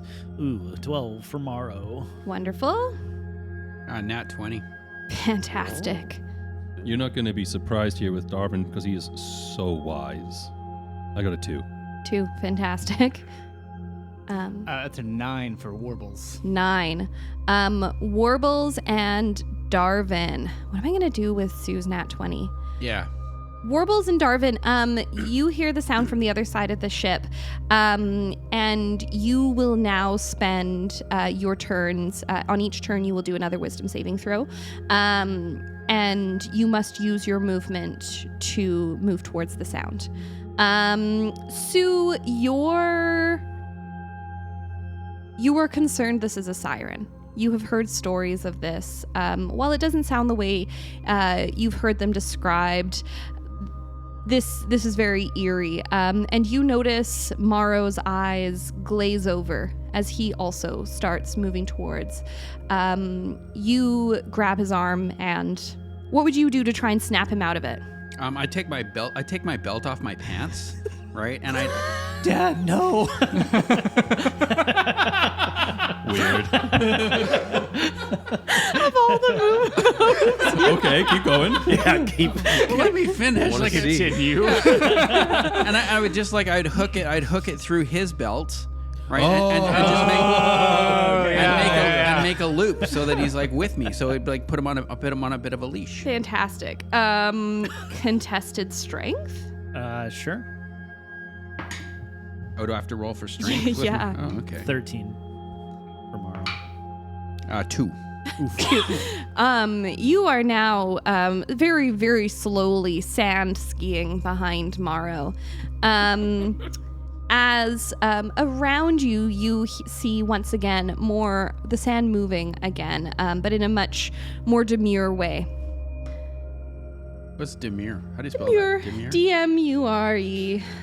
Demure is like a lady. Demi-Muir. Demure. It's much calmer. Sue's trying to hold his pants I'm up just going now. to get you to put these anywhere that suits you as long as they're reasonable, and thanks.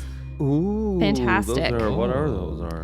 Oh, they're like conches. Little Conchs. butt Hermit nuggets. crabs. Oh, they're hermit crabs. Warbles, I'm going to get you to put this one on the back side. It's got a safety salmon. Neil, you're missing out. near the furthest, this way, back, the flame nearest to you. Yes, wonderful, thank you. Oh yeah, I have a thank you so much. Oh, Flame such pointer. good helping. Dwayne really helped this time because I forgot I had a laser pointer.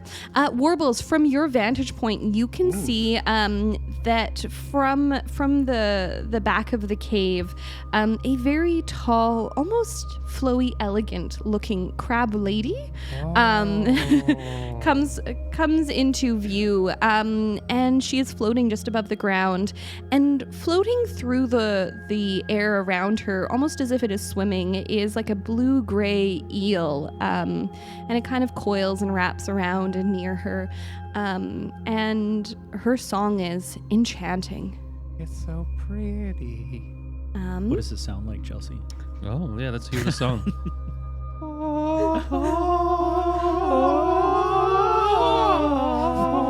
Wait, are we doing the bit from The Little Mermaid? I thought we were doing Fifth Element. Oh, yeah. Yeah. And I love that scene. Legitimately one of my favorites, actually. Wait, no, that's not right. There We're talking about like the techno opera, right? No, I was talking about Fifth yeah. Element? They're Just like, thinking of Yeah, yeah, yeah, yeah. Yeah. It's so good. I was talking about Mila's outfit. Well, Also great. obviously. Also, multipass. Jean-Paul Gaultier. I'll give her a multi-pass. Whoa. Whoa, buddy. This just got restricted R18. Yeah, right. NC-17. It's the last time I tell you a fun story. We can return to combat music at your leisure, Gavin. Oh, okay. Thank you. Let me just find the combat button. At the top of the round, the crew, you see the crew start to shove their fingers into their ears. They're putting something in their ears, and they use their movement to head towards the cannons, the one at the front of the ship and the midsection of the ship. Use their movement to approach the next set of cannons. The ones at the back of the ship, oh my gosh, Sean, I swear to goodness, if you break that, Chris will never forgive you. Just kidding, he's We so got crazy nice. glue. There's crazy glue here. He's so nice, he'd feel like it's okay, and he'd just fix it himself. No, Darvin, not there. They just tilt their cannon so that it faces back. I'll tilt your cannon. Yeah. Well, sure, we'll do it that way, but they had a vantage point.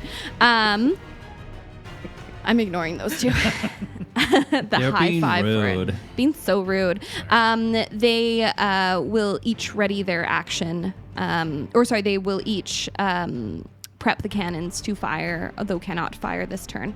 Why are they helping us? You are currently charmed. Why are they helping us? He says to himself in his head. Darvin, it is your turn. Well, I guess I can only move towards the siren, is that correct? You can only move towards Siren. Do yeah. I get any actions? It is your turn, so you can actually make a wisdom saving throw. Is that the beginning or end of it? At the end of it, sorry. Yeah, so you can use your action to move towards it and then do a wisdom saving throw. Okay. Should we just... But don't dash. Just just regular. Gavin, do you want to just around the back of the ship maybe there? Or front of the ship? 7, 8, 9. That way. I think we should all get our own laser pointers. What if We should get laser ones with pointers- different colors. Yeah, and Yeah. instead of having minis, we can just use our laser beams. That sounds terrible. But I like reaching around my microphone and tripping over cables. Yeah. And sorry, now I have an action. Now you are charmed. Now you're But rolling you're wisdom. charmed. Now you're rolling your wisdom So I saving can't throw. do anything. No. Unless they want you to. 14. 14 does not succeed. That is a brutal Close. charm. UFF. Wait. Can I reverse action? Hold on. I have You something. guys need reverse actioning. Shit. I have something called counter charm. It might not be this, but if you or a creature within 30 feet fails a saving throw against an effect that applies to the charmed or frightened condition, you can take a reaction to cause the save to be re-rolled with advantage. Can Morrow use that? I will allow it. Thank you. Use it on yourself. So But it's soft. Fucking rights. I'm using it on myself. But if Even you though I'm forget it on a closest. future roll, I'm not going to let it. It's because it's something you've never used before. I I'm only a jerk just like that. remembered that. No, Thank you're you. good. I put my belt back on. Well, don't do it yet. We don't know. 17. 17 succeeds. I put His my belt back his on. belt whips me out. I'm like, what? Well, that's what I expected him to do. I thought he was smell going of to his smack belt, you back yeah. to like... Think Yeah. of all the like fish juice that would be stuck in behind the belt that's been sitting there for so long. What that would smell like. Oh, Just God. like, Dogs would love that. Just saying. Diesel has entered the chat. wow. Anyway, Darvin, you failed. So it is time In general, in life. it's time for the Oracle. The Oracle Oh. is going that's a nice to name. so nice, so pretty, Sounds pretty. so lovely. The Oracle is going to use her Misty Step Oh. to. No, actually, I don't want her to do that. Yeah. Yeah. Doozies. She is going to do Earth Tremor, but let me check. Oh, I lied. She's going to come around this corner this way. Can you please move her 30 feet? 10, 15, 20, 25, 30. Beauty. And she is going to look at Sue, who she watched what appears to be snapped Morrow out simply with the belt and all of that. And she is going to cast Lightning Bolt on you. Rude. Oh, Lightning bolt. right Yeah. between Lightning the bolt. two pieces of the ship. Yeah. All the way? That's pretty far. I'm just checking the range on that one. I think it's 120. Yeah, I think, yeah. I think you're good. I think I'm good. It is 120. Yeah. So He grabs Morrow, puts him in front of him. Is it chain lightning or lightning bolt? it's lightning Just bolt. okay. I need you to make a dex saving throw. Ah, Throw your decks. I'm gonna throw my dex. 9. 9 is not going to do it. So Actually 12. But 12 still. Maro's attached. is do. Yeah, splash damage for sure. Yeah. Just I get checking plus, what I get her plus, I get plus 7 on the my saving throw. her spell save DC is 14. Yeah, so I failed. So you have failed. My apologies. No, well, whatever.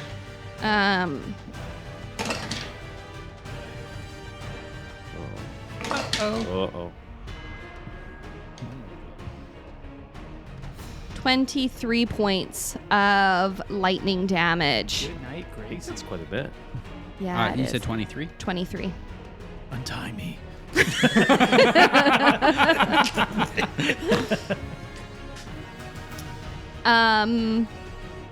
And Sue, it is your turn. Well, let's just add in the 23 here before I get too far down the road. Expect their first thing is Apply. Jesus, yeah. Yeah. Man, that sucks. I think. What the hell do Is I Sue saying all of this? Yeah, he's like, what the, well, yeah, he's just kind of like, what the hell to do? I think he's gonna go move out of firebolt range, and go to the far where that crab is. Or actually, You meant this way? pointer Use right, your- right use your there, laser beam. right there. You can go fight that guy. I'm gonna fight that guy. Let's see what we can do there. So he's gonna have his daggers out. He is going to cast Hunter's Mark, Fantastic. and then he's gonna roll that sucker up. So 8 and 7 would be 15, Hits. and so I'm going to 1d4. I get sneak attack. So 4 and 5 on the dice. So that would be 9 plus 4. 9 plus 4 is 13. 13. Yep, Fantastic. That's with one hand. And with advantage, he's going to roll against it again. 16 on the dice plus 7. That hits. And so again, going to take 1, 3 plus 4, 7. Another 7 points of damage. Phenomenal. With your hair sticking up in every direction from this lightning bolt, you very easily dispatch of this small scuttler crab before it is able to get an attack off. Perfect. I am going to, as a bonus action, because it dropped to 0, its hit points, I want to move I want to move my Hunter's Mark to the one, We're going to call that one number 3. number 3. Fantastic. the furthest away, or the furthest closest away. to the back of the ship. So, yep. Fantastic. Sue, that's the end of your turn? That is the end of my turn. Wonderful. It is the crab's turns. So the one at the number 3 is going to move towards you, Sue. And it is going to attack. Crab number 3 is here. Natural 1. It heads over towards you, and it somehow trips over its own feet and ends up shell underneath, just kicking its legs. It's going to need to use its next turn to get up, and you have advantage on the attack as it is prone. Sue is looking at it like lunch. Number 1 is going to move towards Morrow, and is going to attack. And it's a 2 on the dice, so it is not going to attack. It's going to swing its claw and just sink into the ground near your feet there. You're getting the impression these ones aren't very effective. Warbles, it is your turn. Warbles is going to use their monk ability Stillness of Mind and use their action to end the charmed condition. Intriguing. So their head just like plops back into their body and they bud a new head. Cool. That's awesome. And everyone's really distracted right now. So can you tell me these cannons? Yeah. Are they on tracks? Are they on wheels? What's They are. They're on wheels with like a pivoting mechanism. However, are very old, very rotted. So they sort of pivot. So say if Warbles wanted to sort of use some sort of object interaction and just Pivot. pivot that direction, would that be possible? I will allow that to be your action if you'd like to pivot. So they've already used their action. Their action was to do that to thing. do the thing, yeah. I will. I'm looking at Gavin. Gavin, would you say that would be a full action? Slightly more experienced DM than I am. To pivot a whole ass full cannon. Yes, I would call that. Like Yeah. that's a significant move. That's a pretty big thing. Sean's looking at his page. Use your flubber. Sean's pointing You are at flubber. things. He's very neatly taking care of There's just like a sheets. thing There's where a I thing. can expend a key point to get like An extra stuff. action? Yeah. I think it's just getting like bonus actions and stuff. Okay. So yeah, Warbles will just like sit here and it won't have moved the cannon, but they will just be whistling a jaunty tune back here whilst They're everyone's- prepping for it. Yeah. And no one is currently charmed, which is awesome. I Wait, believe is Darvin? Darvin? Darvin still is. Darvin still is. Sorry, Darvin counts as people. My bad. I'm like running towards the crab being like, Anna! Wonderful. Warbles, that is your turn. Yes, that is. Fantastic. Morrow, you are up. Morrow is going to run towards this. Is this crab actually buried in the ground? Oh, fuck it. I'm just gonna run for it. It can try to hit me. Yeah, so it is going to get an attack of opportunity on you. And that is going to 16 plus 2 to hit. Yeah, that'll hit. That'll hit. Fuck you, crab. 5 points of bludgeoning damage as it 5 points of bludgeoning damage as it rolls into you and the target is grappled. Wow.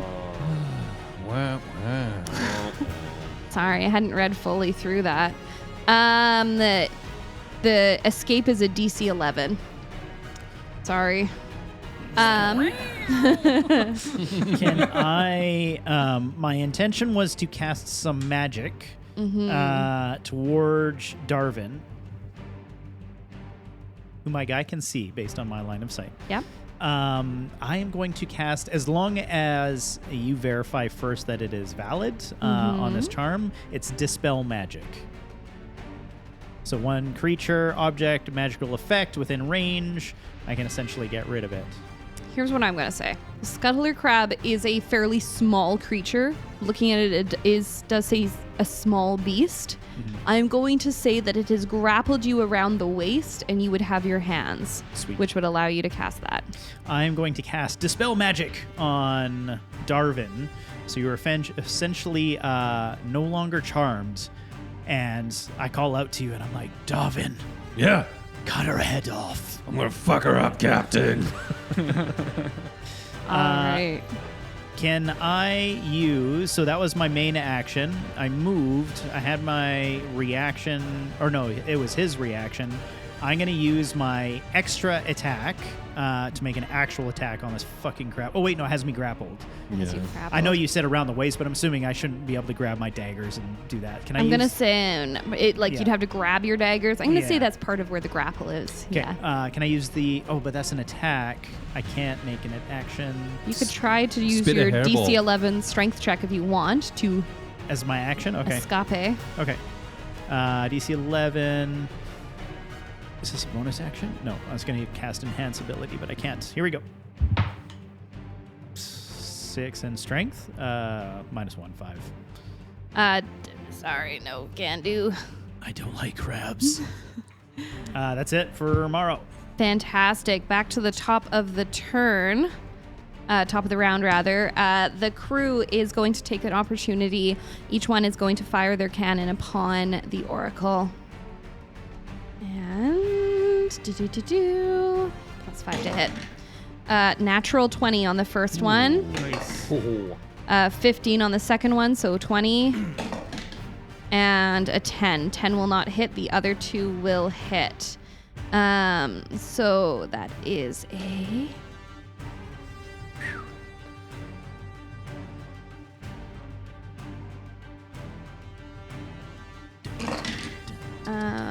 12, 17, 13. Damn, how do I want to do this? Darvin says he is going to take off her head. And as he says this, he turns back around to watch first one cannonball take out the eel, slowly circling this oracle, as the second cannonball sails through her and takes off her head. Wow. That nat 20 was clutch on that one. Well done, Darvin. Got it, Captain. And we still have 2 scuttler crabs. 1, 2, 3. Fantastic. The other crew, 1 crewmate from each one of these, thank you so much, Dwayne, for that, uses their movement to disappear below deck. There is still 1 crew member manning each cannon, and that is the end of the crew members' turns. Darvin, you are up. We still have 2 scuttler crabs. And I don't know the information that he knows. No. And I'm not smart enough to realize that they're helping us. Would you like to roll an intelligence check? Sure. I was going to say, they just blew the head off the siren. 3 cannons is a pretty loud 3 statement. cannons, yeah. Maybe he thought they were all at him. Yeah. That could be. That's true. An 8. You don't know what it's up with this crew. This feels very gray to you. But you're not the thinker on the ship here. You're the fighter. From your angle, you can see. Let's see. What can you see? From your angle, you can see 2 of your friends have scuttler crabs, and above are cannons. And you have no idea where Warbles is at this time. Again, against my better judgment, I'm going to throw the oil up onto the deck where I can see those cannons. Fantastic. That is going to be Dex at disadvantage. Dex at disadvantage. Yes. And I have advantage on Dex. You had advantage on Dex because of Danger Sense, which was the one we had talked about. Oh, okay. Yeah, so that would be if you were being attacked.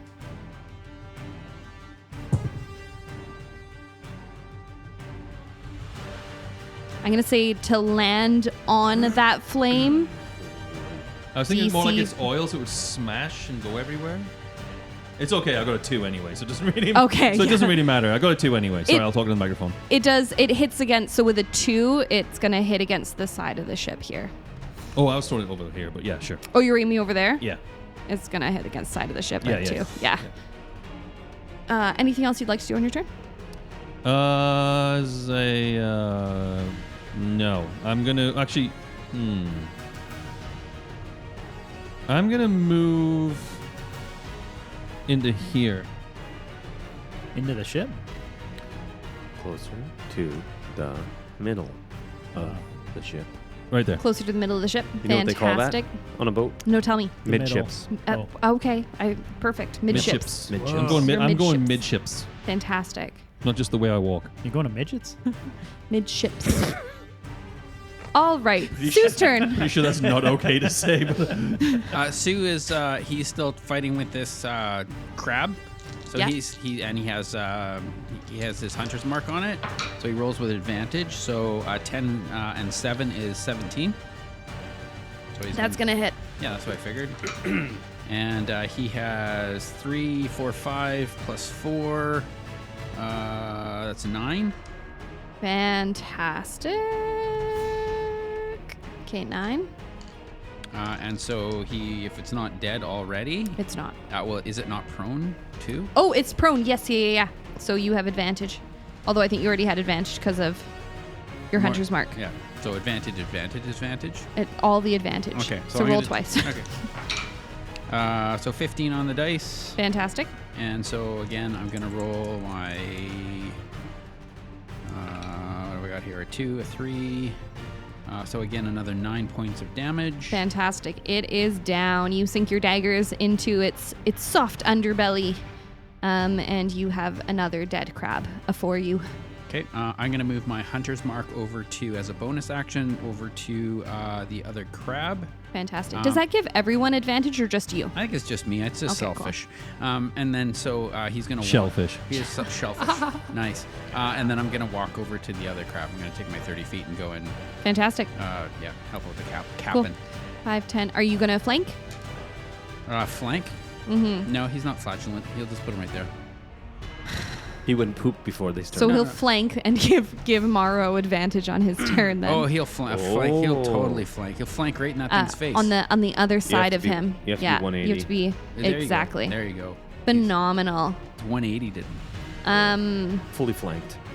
All right, is that the end of Sue's turn? Full flankage. Yes. That's that. Yeah. I think Sue Fantastic. can be done now. this crab is going to swing at Morrow. Oh. 15 plus 3 to hit. Does that mean he doesn't grapple me? No, it means that it lets go with one claw to stab you again with its same claw. Morrow's like, ha! Oh. And that is going to be 6 points of piercing damage. All right. Oh, sorry, 6. bludgeoning damage. You. I'm allergic to bludgeoning damage. Fantastic. And that is all he's able to do, and you continue to be grappled. Warbles, it is your turn. Warbles is going to look at the crew member on top of the deck and then look over at their captain, who is being accosted by a crab, and then just slowly move the cannon. Fantastic. And then a bonus action to fire it, right? And they're going to aim at the crustacean and just completely try to overkill this crustacean to protect their captain. I am going to allow it. He was ahead. grappled by the crustacean, though, right? Don't roll a 1. Do it. Don't roll a 1. Warbles, is that you? That's not great. It's a 6 total. Or sorry, 10 total. Okay. Yeah.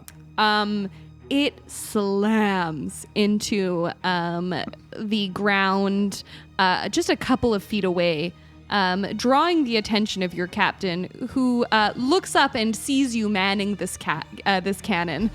I will allow Morrow to decide what Warble's punishment is at a later date. However, there is an awareness there now. Warbles, is that the rest of your turn? I've got you, Captain! He looks over at Sue. Wow. We're gonna die. Warbles gives a thumb up, but with no hand, so it's just a thumb. Is all thumb. Fantastic. Warbles, is that your turn? Yeah, 100%. Morrow, you are up on your attack, or on your turn. Still grappled? Still grappled. It is a strength DC of 11. So can I cast Enhance Ability? Yeah? Sweet. I cast Enhance Ability on myself, which Nice. gives me advantage on strength for an hour.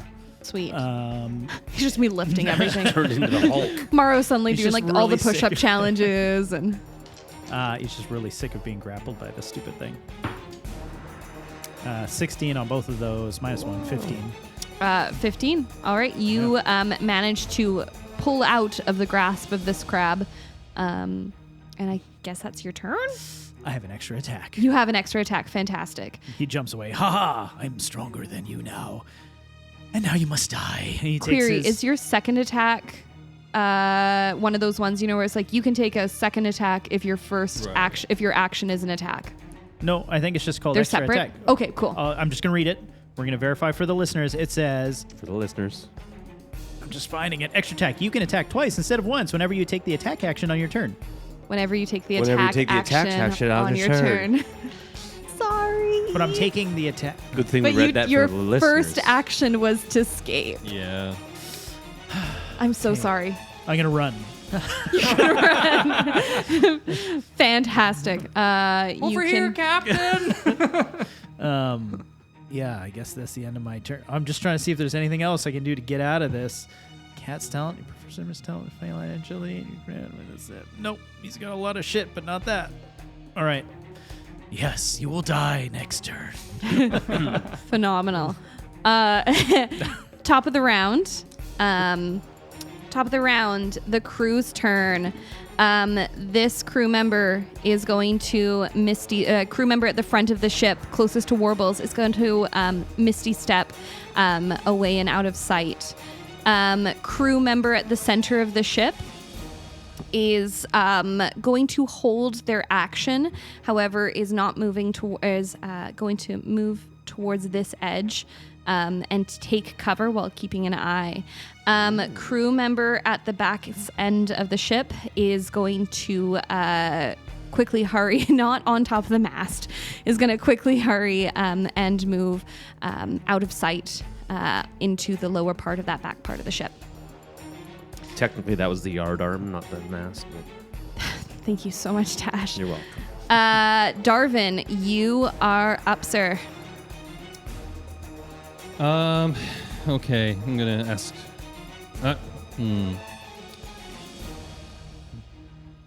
I know how ships are built. I'm pretty knowledgeable in that. Yeah. I'm gonna look for a weak spot on the side of this hole, and I want to stick my axe in it and rip open a hole. Fantastic. I would love to see a Oh. strength check. Love it. Oh, I'm in strength check. No, Darvin, it's gonna sink. What if it just does Titanic stuff into the sand? That's a 13. A 13. You sink your axe in and you do a hell of a lot of damage. And I get to sink another axe in. You'd absolutely do. That's going to be a 21. Oof. Fantastic. You, with these two axes, rip a hole, rip the plank off the side of this ship. Right there. Perfect.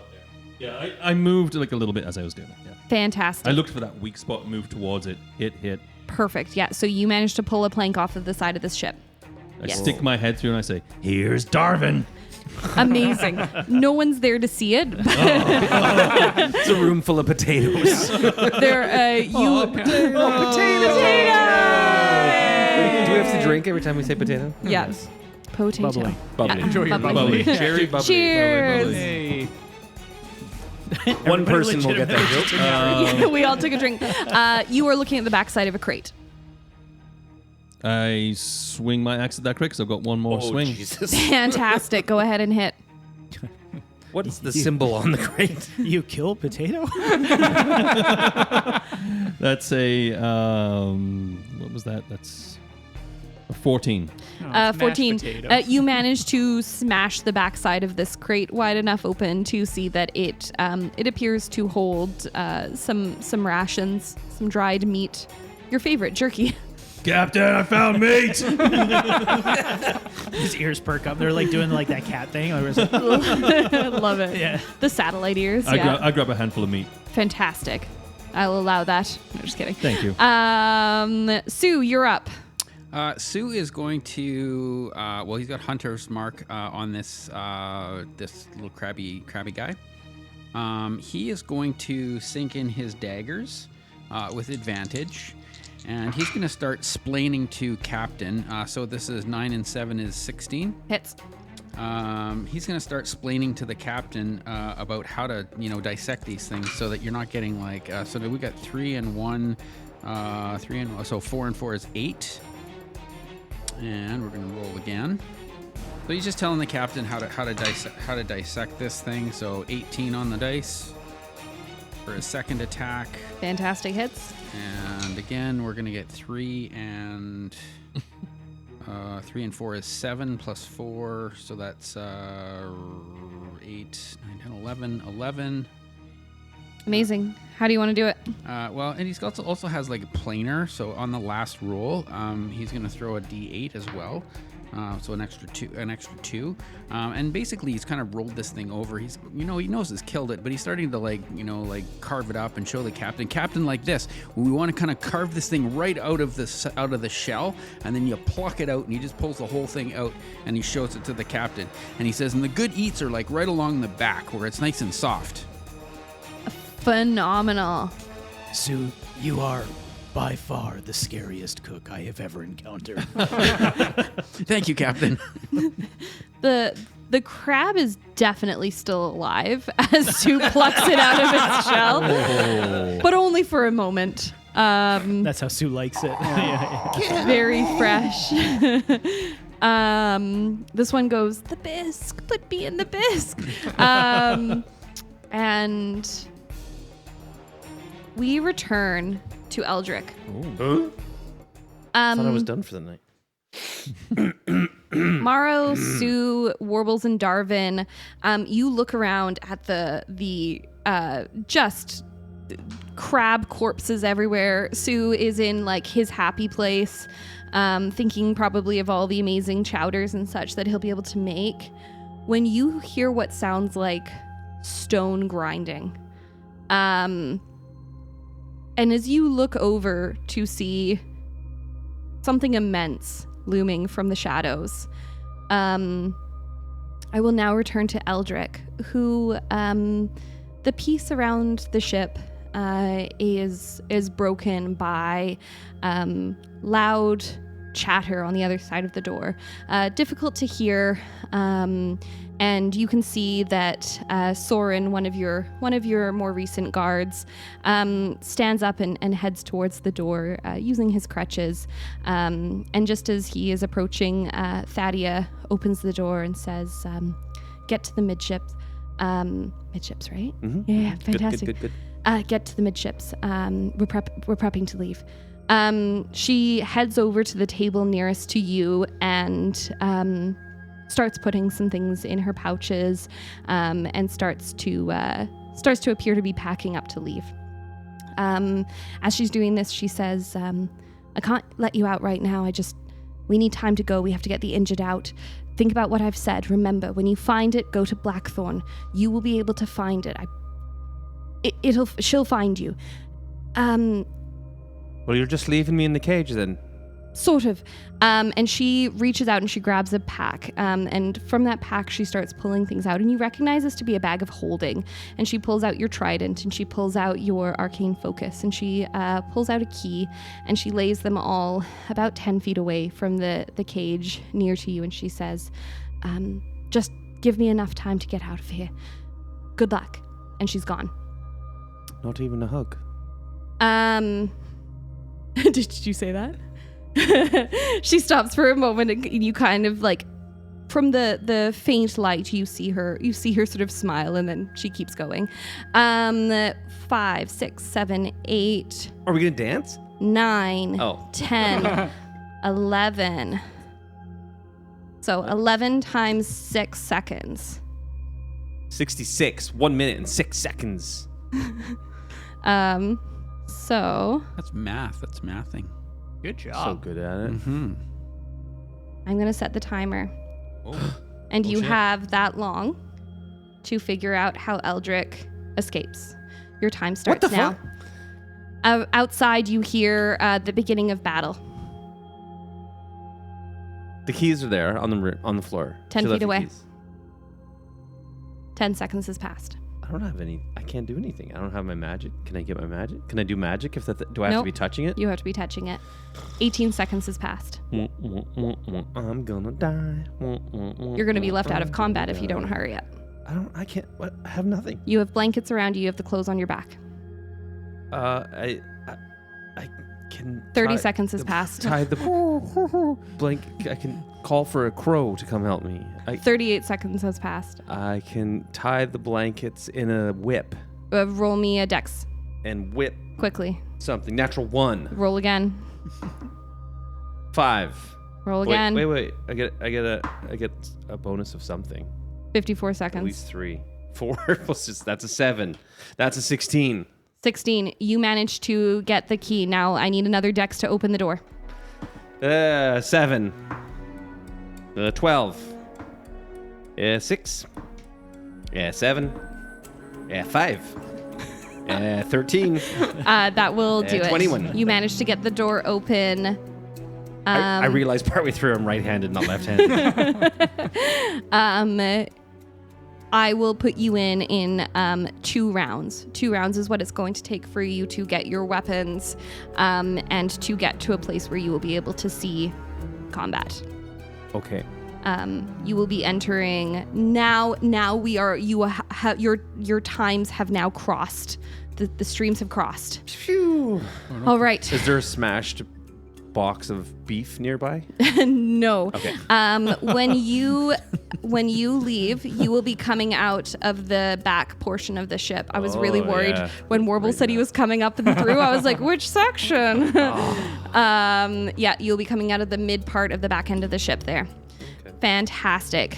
At the top of the round, we back on combat music? We are back on combat music. All right. Whew, that's unfortunate for I you. don't like that dice. It's very You skull noticed shaped that I and used it for the spooky. first time? This is some Box of Doom shit. Fantastic. Where's my box? Don't. That is going to be coming out over that end right there, right at the back. Oh my god. That's a bigger one. You hear chainsaw. what sounds like stone grinding, and you watch as this absolutely immense crab archon, technically called a Carcanos archon, walks out of a side cavern.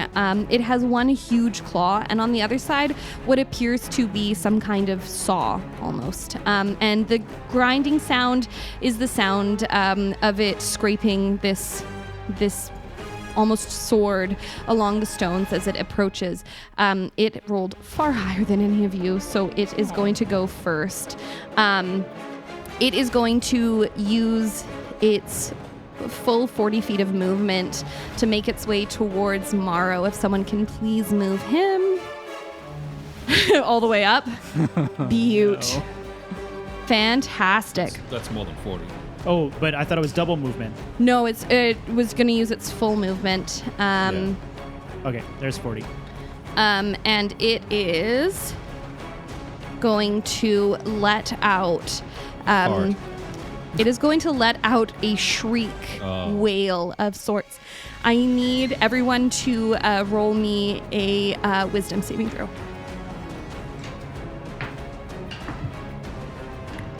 Finally. 19 for Eldric. Fantastic. Natural. Sorry? 22. 22? Natural 1. I'm going to use my luck to reroll. Oh, okay, if you want. 17 for Warble. 17, okay.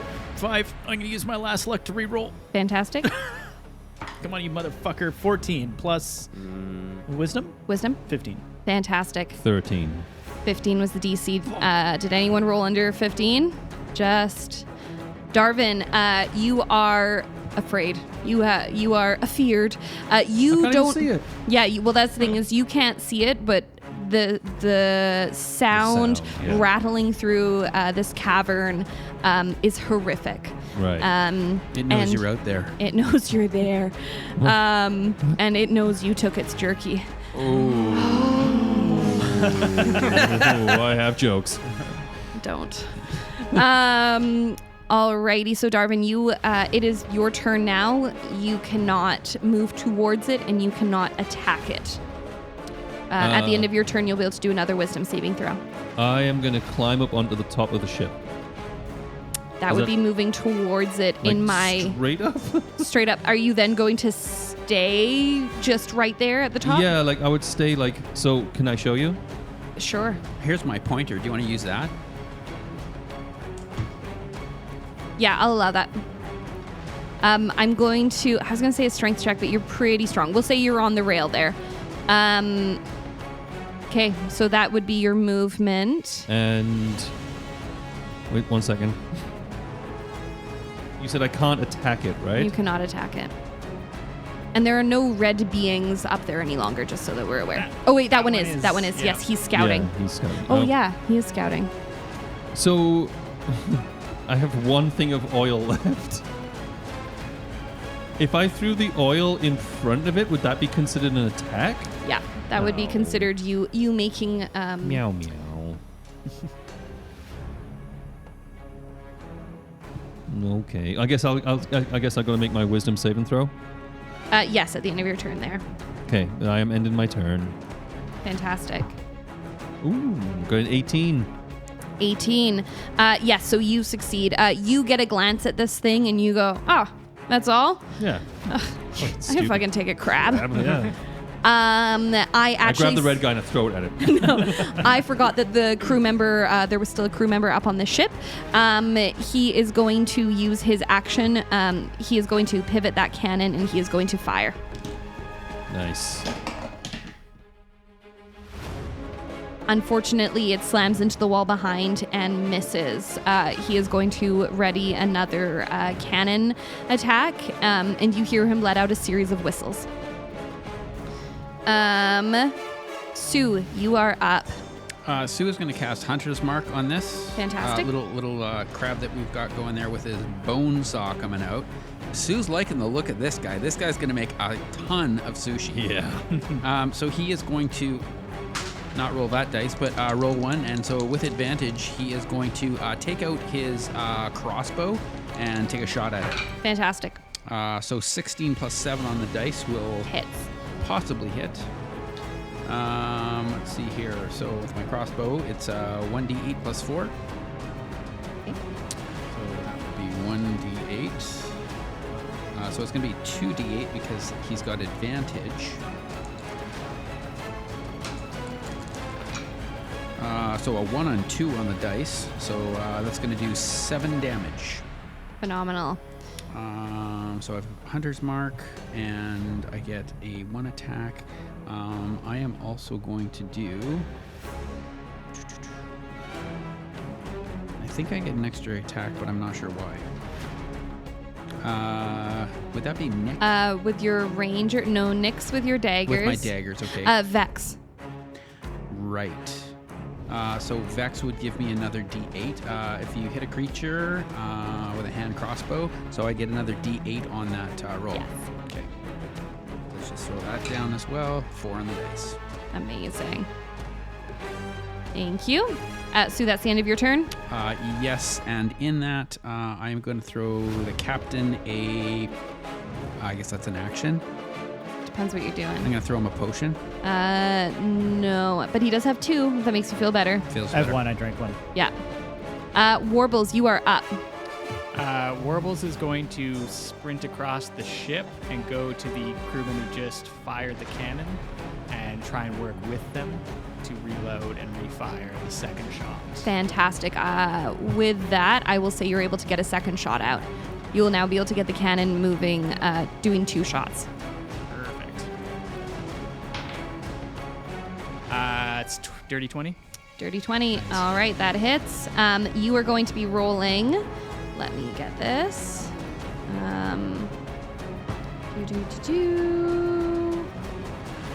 You're going to be rolling 4d10.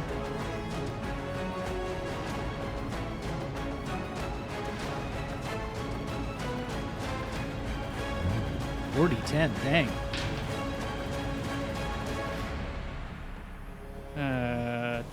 29, 33. 33. Phenomenal. This cannonball slams into the shoulder of this Archon, and its head whips around to look up at you, and it is it is very hurt, yet still standing. I've got you, Captain! Sue's horrified. Don't bruise the meat! I also have jokes. And that's the end of Warble's turn. Morrow, you are up. First things first. Morrow is... Wait. Healing potion was an action? Bonus action. Bonus action to take. He's going to use the bonus action to take it. The healing potion. 2, 4, 12. Wow. Max. I'll take it. Nice. Heal. And then he is going to use his move action. I just He keep actually getting can- close to it. He's so cute next to him. Yeah, he's gonna go cuddles. He's going to... Oop. I was going to say I'm going to cast Fairy Fire, but then I'm not making an attack. He's got Hunter's Mark on. That doesn't help me. It only helps No. the ranger. He's just going to attack. He's got a few in a row, so he's going to make his first attack, casting True Strike to give him the bonus on it. It's not advantage, so regular hit. Main hand is 15 plus 5, dirty 20. Hits. Offhand, miss. And then the follow-up with the extra attack. 21. So 2 hits. Fantastic. Then it's 2d6 plus 4. 6 is 10, 13 points of damage. And then you can re-roll that one because of my savage attack, plus another 2, so 15 points total. Fantastic. Okay. Looks good. End of your turn? Let me just think. I did my bonus action, my main attack, I moved. Yes. He looks at it, and he's like just running up to it, like slashing at it with his cat agility. And then he pauses and he kind of like knocks over his shoulders as he catches eyes with this thing. He says, "You shouldn't be worrying about me. Sue's coming for you next." So fun. I kind of feel like it's kind of like when I feel like the reason Morrow and Sue are working so well together is it's, you know, when you open your like can of like cat food and the cat just loses its mind. You're all frisky. Yeah, exactly. Sue can't figure out more, why Sue, Morrow's do so more. excited. Eldric, you make your way halfway across the room. As you do, you see to the right of you the table that was the table that had all of the stuff on. All my goodies. Has all your goodies. Has a stack of papers very neatly tied together. You just make note of it. As I'm sure you're frantically trying to get outside to the battle, you're hearing your friends calling out. You hear Morrow say something about Sue.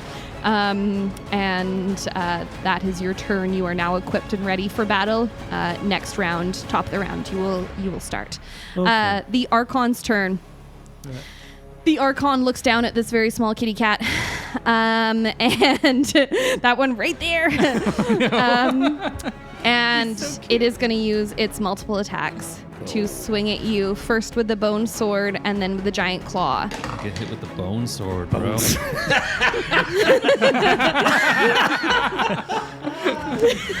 You know what? Not even. I didn't even Don't name even it need that. to. I did not even name it that. It's a set I'm using, and that's what the book called it. Absolutely using that in the future, though. It is a 10, but he has a plus 10 to attack. Whoa. So we have a dirty 20. Yeah, that hits. Yeah, fantastic. That is going to be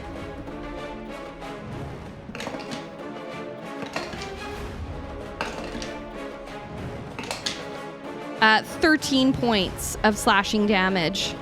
Morrow goes down. What? Morrow is down. The Archon it's a scavenger. It's not going to waste its time attacking you again. It steps over you and is going to use its 40 feet of movement to make its way towards Sue. Gavin, are you able to count out the 40 there? Sorry, I can't quite see. Fantastic. It is 5 away, close. but he's probably got reach with that fucking claw, doesn't he? You would think, but it doesn't say I have reach. Girthy, but it's kinda Unfortunately. short. Easy. Yeah. Yeah, why are you arguing for the Archon? The crew's turn. They are going to Warbles, you look over and you see that the crewmate you are helping is this kind of cute pixie-haired halfling, surprisingly stout and sturdy considering she's manning this cannon. And she nods over at you as she preps another attack. Unfortunately, it is not enough to hit. As she's loading the cannon, it just takes too long. Well, that's my captain down there. Where's yours? She says, "It's none of your fucking business." It is now. And Darvin, it is your turn. You watch from your vantage as your captain goes down. I move up onto the bridge in between the midships and the front ships. And I'm going to throw both of my light axes at this thing. Oh, Fantastic. Wow. Okay, go ahead. That's a 21 That'll hit. and a 16. 16 does not hit. Okay.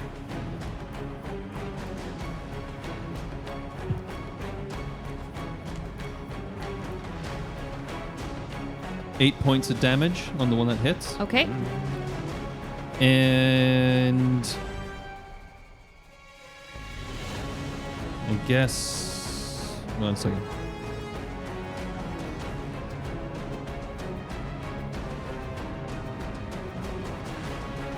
How far is it? Is he gonna jump? Is he gonna leap?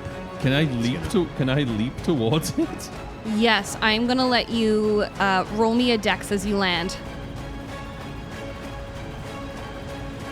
What is the rules on jump? How far can you jump?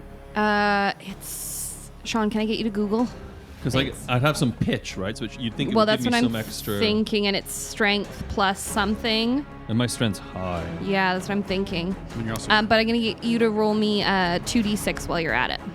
Yeah, okay. And should I be Or doing sorry, like dex check, rather. acrobatics or Yes, for this it'll be acrobatics. or athletics? I've got a strength of athletics as well. Ooh, tell me how you're landing. Tell me how you're landing to try and avoid more damage, if you are. Yeah, so I'm gonna as I jump, I really push my legs into it, and I just leap forwards using just all my leg strength. I tuck my arms in, and I just barrel roll down Okay. into the sand that I can This see. feels like parkour to me, which feels like acrobatics. Okay, so acrobatics. I'm no gonna problem. do which would be a dex save, I guess. Yeah. 23. Nice. I'm gonna have your damage for that. Okay. And I rolled 3, so you're gonna get 1 point of damage because you're raging. Oh wait, you're not raging anymore. You didn't attack something for a whole round. You climbed up to the top and looked down. it's been well over a minute. Yeah, it's been well over a yeah, minute. that's so fair. I'll take 3 points of damage. You'll take 3 points of damage. Yeah. What did we get on jump distance? When you make a long jump, you cover a number of feet up to your strength score.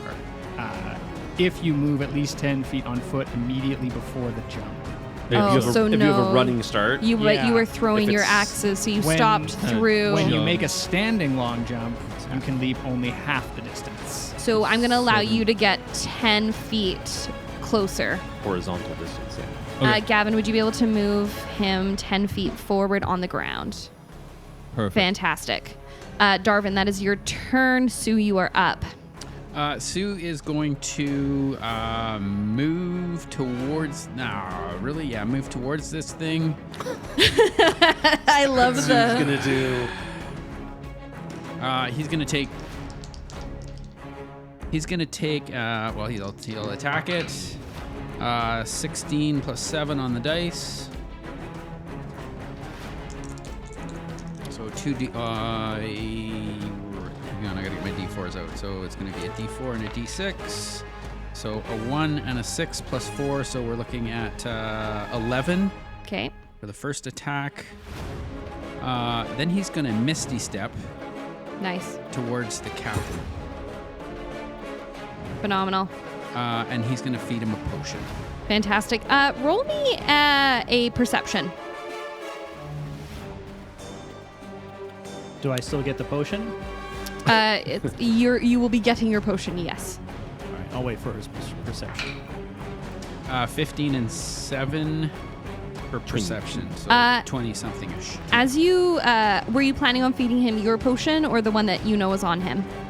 My potion. Fantastic. As you misty step beside him and manage to get a potion into his mouth, I imagine like the first aid medical side of you is doing a quick survey, and you notice the water around him acting strange. A tendril is attempting to slip into the pouch on his side. It's the heart of the ocean. It's part of the ocean. You may now roll for your healing.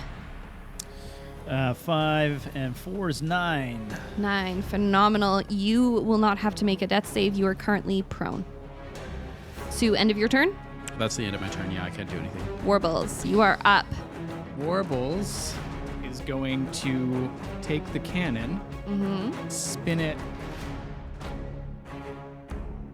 towards the mast, and try and shoot the mast so that it falls on this creature. Fuck yeah, I'm into it. Rule of cool, go ahead and fire with advantage. The crewmate sees your plan and goes, wow, you're fucking insane, and gives you a hand. That's a dirty 20. Fuck yeah. Go ahead and roll damage. Wait, do we actually get to knock the mast down? Sorry, Chris, but here we go! Yeah. Does it hit me It as it actually does come out, but I'm not going to take the time to do so. It's 28. 28 points of damage. And would it hit me as well, Chels? I'm gonna say rule of cool. No, it's not. Don't think it would have anyway. You Okay. are Darvin. You are racing towards. Oh no, you're prone currently because you Yeah. landed. And you see this strange long shadow come Yeah. up and over you. As the Tash, I need a word. What? What are The mast? The these, yard the arms. side, the yard arm Yeah. smashes down and pierces through. Fuck, that was cool. Pierces through the Archon's giant claw. It is heavily damaged. 28, fantastic. That was rad. And it manages to pull its claw free, but not without doing more damage to it. Warbles, that is your turn. Yeah, I think so. Yeah, I think so. Morrow, you are up. Morrow is going to cast some healing on himself Nice. after turning to Sue. Thank you, friend. No problem. Embarrassing that I went down, but we needed to deal as much damage as we could. You did great, Captain. Thank you. If you wouldn't mind. And he reaches in his pack and casts some healing word on himself. I think I can do that. Bonus action. Creature of your choice. I choose myself. Yeah. I think I could do it higher, though. 2d4 plus 3, but if I go up, I think I can do 40. I was going to say, yeah. A 1 and a 2 and a 3, so 6. And 2, 7, 8, and then 9, 10, 11 points extra. Beauty. Nice. So I'm going to heal myself. That's a bonus action, so I still have my main action. He's going to turn around and run after it again. Wait, no, he's not. No, he's not. He's I really liked that. he's gonna cast Fairy Fire this Nice. time. Cool. I need a dex save from Mr. And I mean, with his mast crushing him, I don't imagine his dex is at advantage. Probably disadvantage. He's got a mast on him. 18. Disadvantage. Fine. All right. He's a big boy. All right. And then I think I have move. I'm going to. I'm just You gonna know what? I am going to give you disadvantage. I said he pulled his claw, but that would be his Yeah. own turn. 19. Oh, man. But that mask. Listen, but that was lights up. legit. The mast is glowing. Yeah. It is. Morrow's just jokes. gonna run from around the side so that like we're not all bundled together if he does like a group attack. Sounds good. I'll kind of like move out over there. Sweet. He's flanked now. Yeah, that's it for Nice. Morrow. Fantastic. If he's flanked, I'll get advantage on the next, right? Nice. Yeah. Yeah. Top of the turn, 2 things happen. The pixie-like halfling goes, well, it's been a blast, and she is going to drop down into this. Tash, I need a word. Hole. She's gonna drop down into the hole. In the hole in the deck. The square hole that you're supposed to walk down the ladder. Yeah, she doesn't. She dropped down. You just see her disappear. This happens at the exact same time as a new player enters the battlefield. Eldric. Oh. Hey. Poof. I thought you meant bad guy.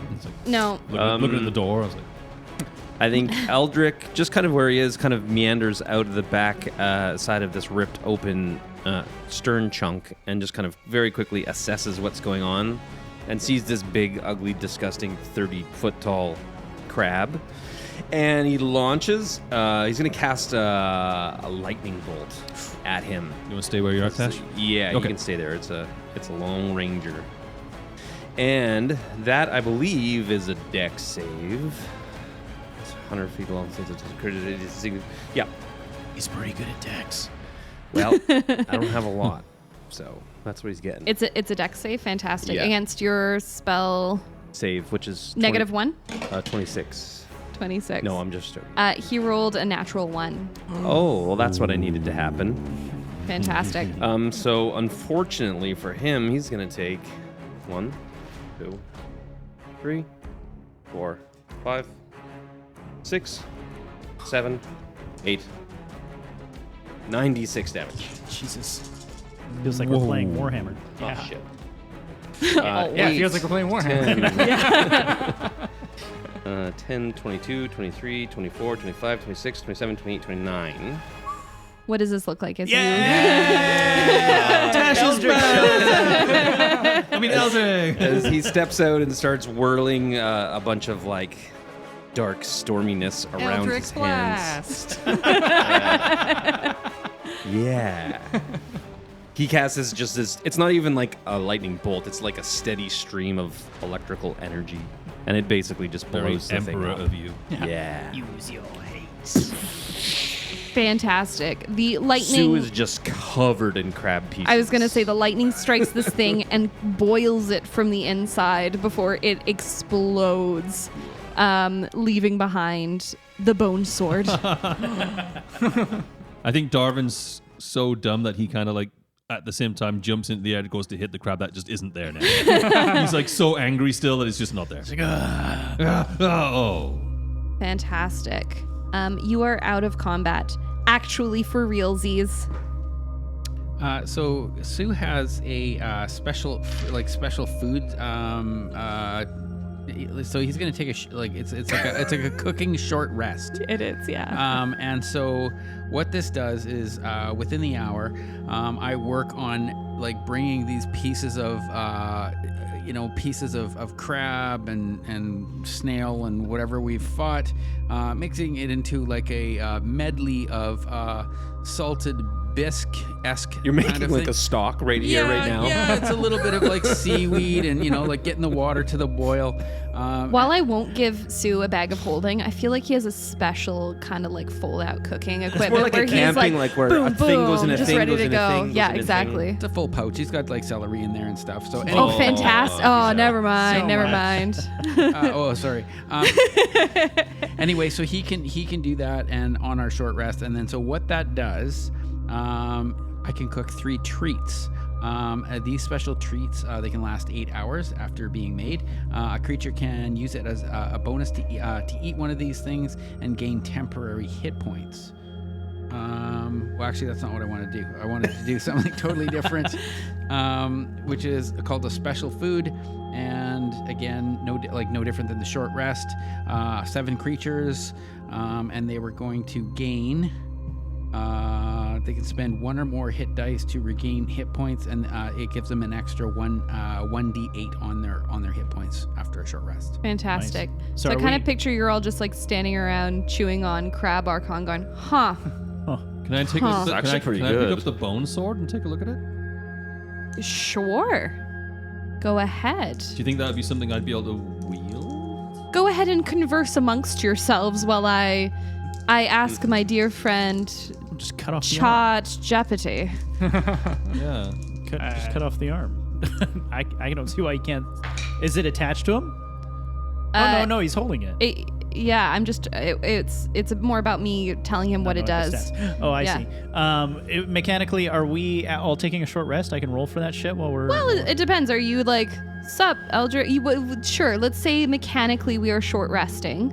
Yeah, I think we are standing around having some jerky and some stuff, chatting with Eldric who just showed up. Yeah. And we'll catch up after I finish rolling my dice here. Fantastic. Eldric, you see your party here, as well as a strange gelatinous being. Warbles is gonna go up to the captain and go, no quarter, Captain? No quarter. He's gonna go and move on Eldric because he's never met Eldric before. Warbles. We've added a new member to the crew, have we? We have Warbles. Hello, by the way. Welcome back. Nice to see you all. Thanks for coming to get me. Warbles, this is Eldric, my first mate. Oh, hello. What's I've your? heard so much where do about I? you. Where do you? Oh, here, let me bring up my Where do you look? pseudopod. Oh, thanks. That's nice to meet you. Ah, no, it's a I've heard so much about you. Where's your? I don't know where to look when I'm talking to you. Yeah, it's just sort of here, I'll pop out and then his face will sort of form up a little bit more. Oh, there you go. there Yeah, you that's pretty much what I thought you looked like. Yeah. I will note that every time Warbles talks, he's sort of got a phosphorescence that sort of glows in his face. So cool. That, Oh, he's like Kit. yeah, kind of. Eldric, look what I've got. And I'm just like holding up the bone sword. Which is a 2d6 greatsword. Oh, that looks pretty nice. Do you want it? No, that looks like it really suits you quite well. Well, anybody else want it? No, I think that looks really good on you. Oh, I'll take it. Sue, do you want it? No, it's got no meat in it. Oh. All right, I'll take it. Yeah, keep it as a trophy, man. You did nothing to earn that. I know, that's why I'm trying to offer it up. You got enchanted so good, buddy. So many times. Enchanted and scared. I put oil on the side of a ship, then made a hole in it. and eat some jerky. But you found that jerky, so that The was worst cool. barbarian. I've done pretty much no damage this whole attack. You're looking pretty healthy there, actually, buddy. You got a lot of steps in. barbarian? Sue does more damage than I can do. It's so good. Worst barbarian ever. Comes with practice, my friend. So what y'all been up to the last? Eldric. How many days it's been, anyways? Last time I saw you, you were on the bow. On of the sh- at the stern helm, of- near the helm. Near the helm of Yep, the the ship. back end there. As I approached you, you disappeared amongst a ring of ruins. Ruins, not ruins. Well, yes, I was captured by our friends. The Ironquills. Yes. And Well, she's actually quite lovely, What? Miss Ironquill. Is she a vampire? Tot, Did you ask her? I did not. She has, did she you has see to her tell teeth? you. I did. Yeah. So From behind you, Oh. you hear a whooshing noise, and you see a bright flash. Warble, stop moving. Can't help it. Certainly, Eldric and Morrow would recognize this to have been a teleportation circle. Oh. Sue's gonna cast Detect Portal. Fantastic. Eldric, it would seem the clock is ticking. If you have something important to tell me, now is the time. well, it's quite lengthy, but essentially what it breaks down to is that they're actually not an evil crew that's been savaging the lands. They're actually trying to protect everybody from an army of the dead that's being assembled by a kraken-like creature out in the middle of the sea. And the king guy there, what's his name? Verite? Anyways, Veritan. he's kind of at the center of it all.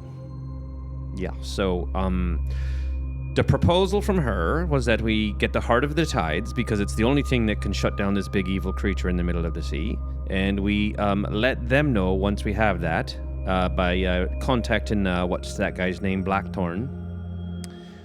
And that's about it, yes. I know, right? That's what I had to say too. The plan is then, let me get this straight, to collect the Heart of the Tide, one of the most powerful relics known to the sea at this time in our lives, and hand it willingly over to currently the most powerful pirate fleet. I will say this. I'll run back up into the ship there and grab all of the evidence she left me with. On pretty much the first day, we had a great lengthy conversation. Like I said, she's really quite a wonderful person. And she left me with heaps and heaps of information. Stuff to confirm all of this. I had conversations with all sorts of people throughout the week or whatever it's been. And I'm not necessarily proposing we just hand it right over. I'm proposing we maybe think things through a little bit more. If they're so powerful, why can't they collect this Heart of the Tide on their own? Why involve us? Have you ever tried to find a marble bead in your poop? Yes. Well, I knew what Sue would say there, but I just say to mean that it's not an easy thing to just come across. So the more Many hands people, make light work. I get it. something like that. Well, as we know, our ship works as a unit, not a one single decision. What does the group of you think? Are we willing to trust government? Not that they've trusted, or not that they've given us any reason to mistrust them. Or these Ironquills. I suppose there is a third option. What's stopping us from taking the Heart of the Tide for our own and ruling the seas as we see fit? I don't know, Captain. I'd like to look at. Why did they take off? Right? Like I cast detect portal. Yeah, you get a spot. You sort of far off and distant, and when you are next at a map, you'll be able to sort of narrow it down more through, we'll say through scrying stuff, but it's mostly because if I were to just say an island name right now, you'd be like, meh. I'll just show it to you. Yeah, right. I just don't have the map out. And yes. so I don't know why they just took off again, Captain. Why wouldn't they have a conversation? Why wouldn't they bring us in onto this conversation?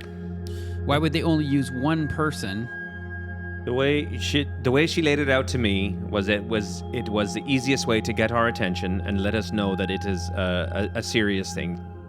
And she also, I mean, I don't know what y'all have been up to for the last little while, but she also said that she has laid out a bunch of information that you have probably come across in the last few days that should help steer your belief in her story. All I can say is that they had every opportunity to stab me while I was up on deck, and not a single one of them did, even after I threw one of them very much overboard. It is curious that this crew that we have no ties with were clearly helping us. Do we see them anywhere, or are they all gone now? Are you doing a search throughout the ship? Are you looking for them? I guess we could. I mean, Or are you just doing like now a we're glance not. around Yeah, right I'm now? glancing around right now. Do an investigation. Investigation.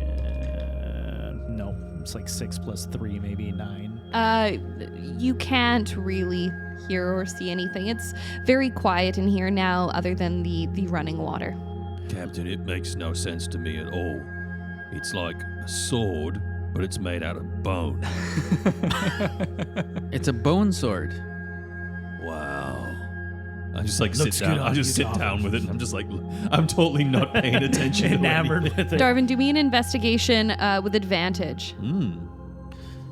Let's assume we're wrong for a minute. Then what? That we're wrong about which? We're wrong assuming that they are being truthful. 19. Well, Fantastic.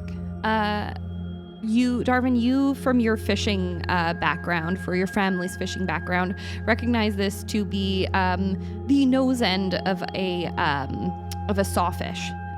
They can get to be as long as 7 foot, though this one is closer to about 6. Captain, I think it's from a swordfish. That's amazing, Darwin. Yeah. Not only a weapon of great destruction, but a historical piece too. Yeah, I like it. Yeah.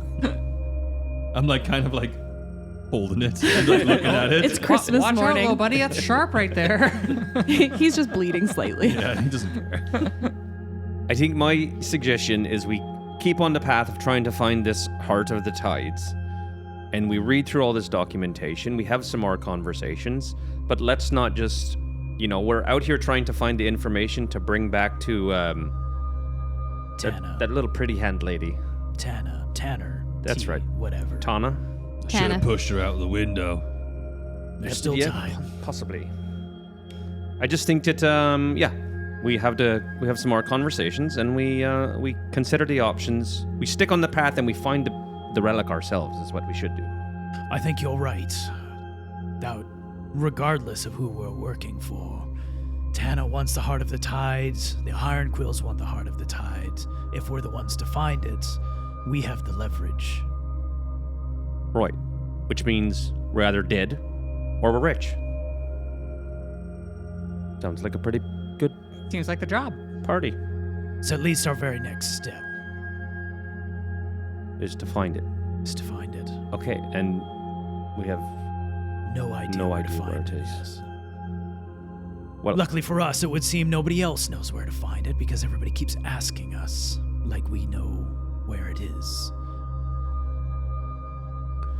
I suggest maybe we bunk up in some of this protective ship for the evening and make a plan to move forward.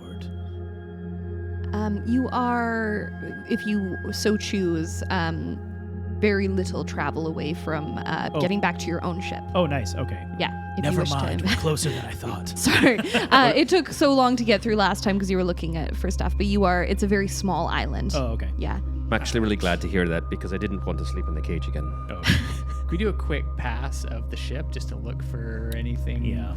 Absolutely. And as you are, I would love Warbles to do a history check. Something is bugging him. And yeah, absolutely. So you do a pass. Everyone roll me an investigation. Anyone who's looking. Eldric is going to go collect all of the things that were left in the room for him first. Can I look for secret compartments like I've done in ships before? I would love you Ooh, to. Yes, nice. please. Just a straight roll. I'm going to do with advantage if you're looking for the hidey holes. I am. Wonderful. 11 for Marl's investigation. 11. I rolled an 18. 18. Fantastic. Sue's going to be in the galley looking for extra, menus, just kind of recipes. I got a 10. 10. You find where there were hidey holes. The ship is very rotted. Everything's being kind of picked over. Yeah. Warwell's got a 15 history, 16 investigation. 16 investigation. You move through the ship, and you find bandages. You find signs that this is that this was used for sort of medical care and stuff, and throughout a lot of the ship as well. Your history check. You know, at the beginning part of this journey, you were excited to be out, you were excited to be useful, you were excited to be moving. The name Ironquill is bugging you because apparently that average-sized woman was an Ironquill. However, in your day, the Ironquills were gnomes. Then, sorry, who else rolled what? So you were looking for recipes. I was trying to persuade the kitchen to open up its. With persuasion? Yeah, Is that just- why? Persuade the kitchen. I'm not investigating, I'm persuading things. Yeah. to reveal Unfortunately, it has an intelligence score of 0, so it does not communicate back with you. Well, so I got 4 on the dice minus 2. You discover that this very much is a place where people appear to have been eating very simple rations. This was not a place where people were making extravagant food. And you kind of surmise, based on the enemies around this area, that this was probably a place where people were quite quiet. as often as possible. Who else got what? I got 18. 18, fantastic. Morrow would like to do something else. Okay, so we'll do the 18 first. So, Eldric, you find your way back to, you sort of wander your way back to the room that you were held, and you find the neat stack of papers with what you now recognize to be as signed using a contract pen, similar that Morrow used at the very beginning, where they have signed their depictions of what happened. And as you flick through them, you recognize some of the names, Ilya and Soren and Kenka and the people that you spoke to, and all very similar, what they experienced, what they saw happen. There is also Thadia Ironquill's depiction of what happened when she returned to port and was asked to return to her ship only to have the Royal Navy fire upon them. And you find one more, sealed with a golden seal with a depiction of a book and a quill over that book. Can I open it and read it now? You absolutely can. You open it, and it is a depiction, or it is a written statement of that all the evidence that has been left for you is accurate, it is true, and has not been changed or tampered with since it was found, and that it was presented to the Ironquills as evidence against Veritin Romanor, the Tide Sovereign of the Endless Isles and Breath, and it is signed Tana Ironquill, Corona of the Chapter of our Archives. Interesting. Morrow, what are you doing at this moment?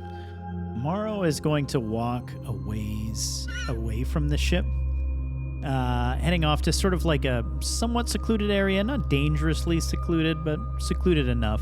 An area with water, some of this seawater, and is going to kneel down and slowly refill his water skin.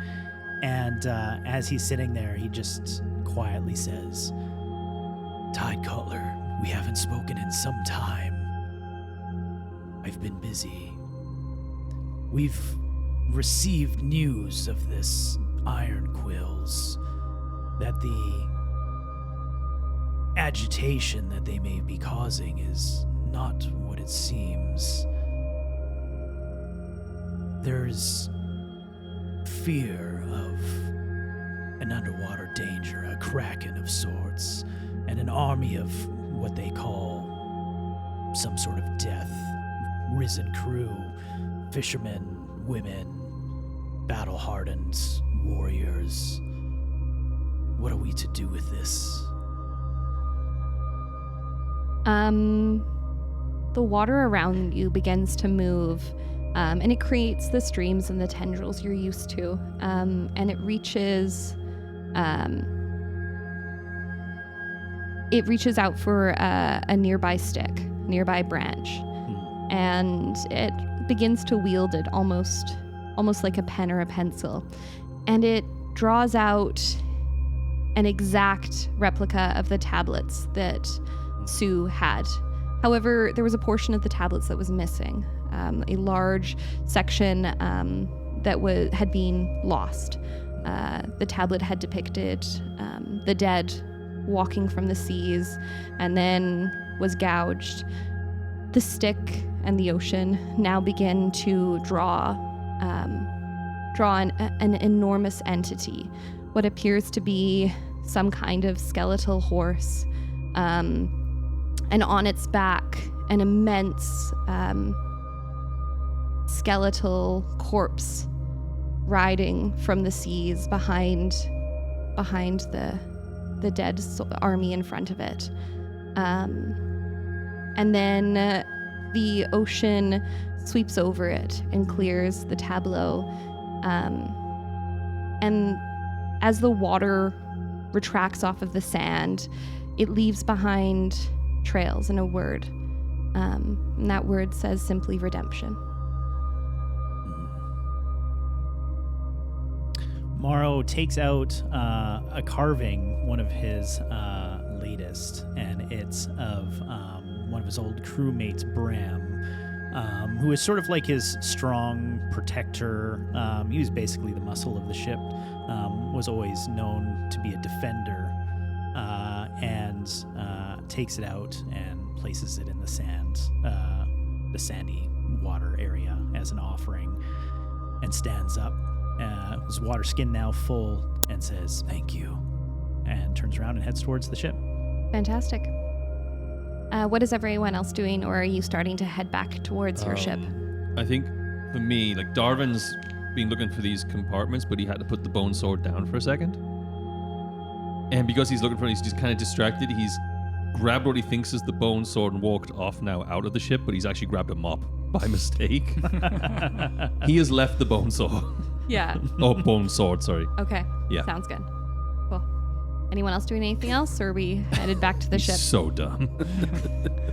If I'm heading out, I don't know from the galley. Would I see the bone sword on heading on the way out? Yeah, I think you would. So he would just grab it and he'd put it behind his. Fantastic. It is 6 foot long, so it is definitely it's not hidden, but yes. Cool. Yeah, very cool. We're all headed out. Everyone's good. Yeah, I think so. Fantastic. You make your way back to the ship, and is there anything you would like to do now you're aboard? If I see Thal, I want to be like, Thou, check it out. I found a sword. pull out this Check it. Thal comes like skipping over. She goes, "Oh, that's amazing. It's magic, so it looks like a mop, but it's actually a weapon?" Captain, what happened to it? Darvin, it must have looked different in that cave light that we were in. Oh. So confused. I feel like Maro's been through this before with Darvin. He's like, it was definitely the cave light. Totally the cave light. He's like, we're not going back in there. Anyone else doing anything else? I think Sue would sneak the bone sword into his bed. Sweet. Oh my god, that's amazing. He's going to be stoked, surprised, and scared all the time. Oh, into Darvin's bed. Yeah. Nice. Fantastic. Okay, cool. Anyone do anything else? I think Warbles is just going to be... would they have known any of the Ironquills personally back in their day, or just by reputation? By reputation, the Ironquills were a well-known gnomish family. Okay. Noble family. Okay. I think Warbles sort of like sidle up to the captain, like, so we're going after a gnome? This Thadia? I don't believe she's a gnome any longer. Maybe the original Ironquills. Thadia is not a gnome. She's human. Not as far as you could tell. Okay. Yeah. She's a big gnome if she's Oh, that's wow. Maybe they had a growth spurt or something. They were purely. I thought that they were just purely gnomes. How long have you been alive? I don't really know.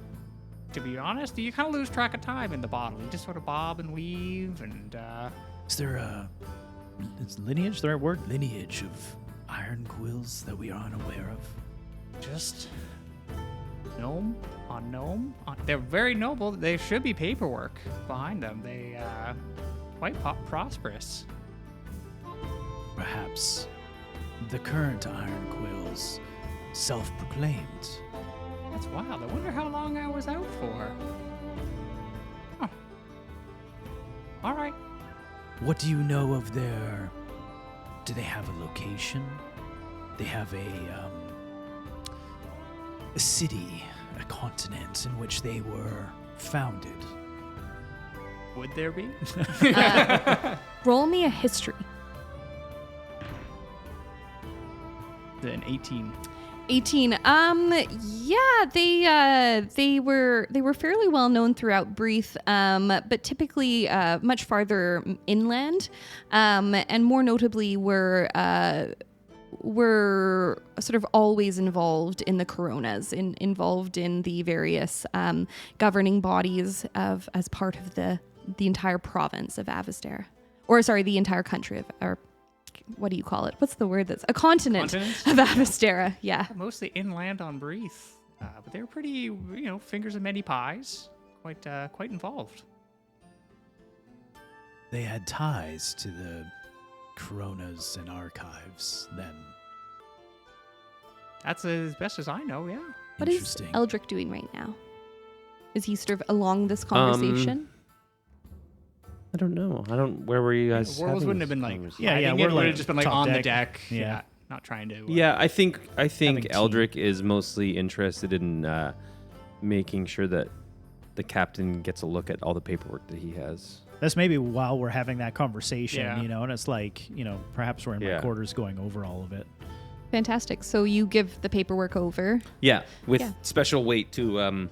Well, there's this one letter here that I actually cracked the seal on myself just to read the contents of, and I don't know if any of it is really going to say beyond a doubt, but there's an awful lot of evidence here in favor of Thadia's truth.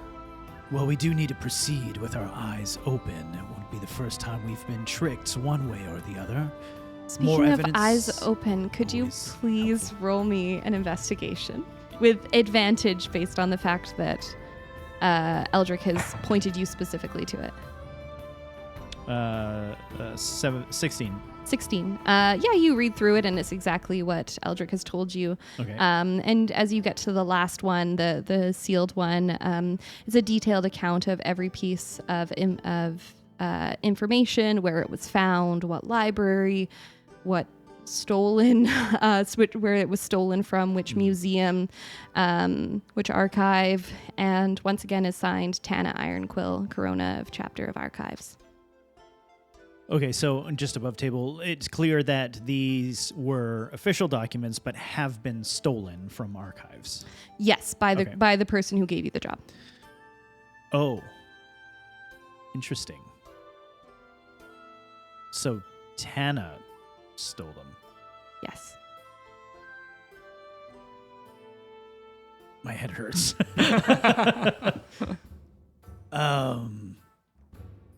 Come on, Gavin, you can do it. Yeah, I was like, is dude? As you're thinking all this, you hear Darwin from his room like, "What the bloody hell?" So, hold on. I'm missing. I'm seeing something, but I'm missing something too. If she received all this documentation from the Ironquills, but it was all stolen stuff from Tana, who is not the Ironquills and hired us to find ways to deal with the Ironquills. Are they in cahoots with each other? Well, I wouldn't assume Wasn't that it Tana Ironquill? Wasn't This the is what last I'm name? saying. Tana. Are they not related? There we go. It seems pretty fucking obvious that they're related. It's right in the name. No, this word here, it's the same as the other word. Wait, her last name was Ironquill? Tana Ironquill. Tana was how it's- Ironquill is how this letter right here is signed. Oh, I missed the Our Ironquill evil part. friend we've been chasing is Thadia Ironquill. The confusing part is why the fuck she's not a gnome. Was But Ta- whatever, that But she lineage. was That is small. good. She was Change. smaller. Do me an intelligence check with advantage. I need The DM's just wants to 19, tell us. 19. People have sex with other people who have two legs. Yeah, she was smaller. Is that true? I don't know. Oh, I have. good for you. So, right on. wait a second. But it specifically has to be two legs. No one legs, no three legs. No. tree legs. Right, Tana was small, but Thadia is not. She's I don't think we Maybe. need to dwell on the point is that this. it's I her think. daughter? Well, who knows? Probably, maybe. Some relation. I don't know. I'd imagine I've come bursting into the room at this point. I'm so excited. Swinging the sword. I've been saying this all in Maro's voice. I'm so confused. The point, I think, the biggest point is that I feel like it means we can trust Tana, and that Tana is not working in cahoots with the king, the sovereign tide, whatever the fuck his name is, Veritas. That she is working with Thadia. If we can trust Tana, we can trust Thadia, and vice versa. Right. So then what is our next step? Do we still seek out the heart of the tide, or do we try to speak with these Ironquills? Well, if we have the heart of the tide, that gives us the greatest leverage point if we need to do any negotiating. True, but if this... I forgot his name. The king guy. Veritan. Veritan. Tide Sovereign.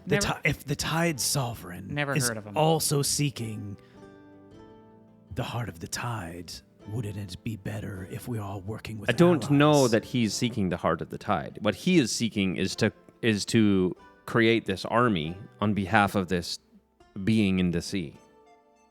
It would be foolish of him to not look for it, knowing This is that true. the heart of the tide could be the very thing that undoes all his work. So what we need is some information, because we don't really have any. We're starting to get bits and pieces. I mean, as far as where is this relic? At that point, Mara would relay all the stuff that the Tide Caller essentially told him about, and like the not the relics. What is The it? tablet The thing? tablet. Yeah. Thank you. And just like this idea of redemption and that whole concept, and say there's something there that we still need to spend Peace. time on. Yeah. How's that whole water moving work? That's a longer story for another time. Just saying, if you have the power of the ocean, why don't you can let it bring you to where you need to be? Oh, I certainly don't have the power of the ocean. More the other way around. Oh, Well, I mean, you might argue that some of our passage time latelys have been pretty speedy. True, for its favor, not for necessarily ours. I feel like Darwin's also got bored at this point because nobody's sharing in his excitement because he found his sword. So he's actually. You burst through the door and everyone.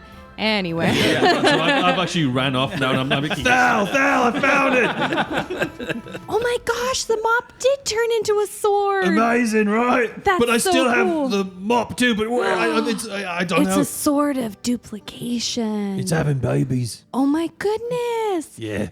pretty cool. Is that Anyway, a sex thing? no, Yeah, get, it's a sex thing. Get back to work. Okay. Warbles is gonna move over to Sue. It's like, are you gonna take the mop now? Sue would be downstairs. He's unfortunately he's like now like he's got all this like great meat from and he's deal like with it. Oh, he's yeah. got to get that chopped He's up. like, leave me. Yeah, you're in heaven right now. Yeah, he's getting ready he's cooking. Nice. Awesome. Gilda, I'm sure, is just helping. Actually, roll me an investigation. 17 and you mean intimidation? I mean, investigation. 15. 15 was the DC. Yeah, you come down and you start throwing meat around and storing it anywhere Yeah, you he can does. while you're yeah, you do. Finally, Gilda. Meat and got the bones sword. Damn it, you've been just on the borderline tonight. So funny. And you notice a large amount of flour on one of the surfaces. It looks like Gilda's been making bread again. You also notice handprints in the bread or in the flour. And it's kind of weird because, you've drilled it into Gilda that you clean as you go, don't you, Sean? But speaking of, there are 2 sets of handprints in the flour. Oh. Qu'est-ce que c'est? Are there butt cheek prints in it as well? Yeah. Bonesaw prints. So Sue's gonna say he's gonna ask like what happened here? Gilda's not around. Oh. Out loud. The baker goes. He'd still say it out loud and be like, what happened here? The tiny crab that you managed to get out like completely whole, like sitting in its like bisque is like, I don't know. Crazy. He would take the cleaver. No. The final blow. Fun. Yeah. And so he's going to see the handprints in the flour and notice that 2 handprints are facing one way and one set are facing back towards the counter. Sure. He's going to surmise that there is unsanitary things happening in his kitchen, right? And Typical kitchens. Yeah. So he's going to take his cleaver. He's going to run his cleaver along the counter and scrape all that flour off and start scrubbing down the counter. Perfect. Fantastic. Anything else going on in the ship? No, how do you top that? Yeah. Yeah. Night falls. And night falls. And as night falls and you each find your way to your cabins or to your sleeping urn, actually, would Warbles go back to the sleeping urn? I think Warbles would probably find like a different vessel. Go down to Sue and be like, hey, Sue, you got... Nice brandy glass. Sue, you got anything... Flour jar's empty. Oh,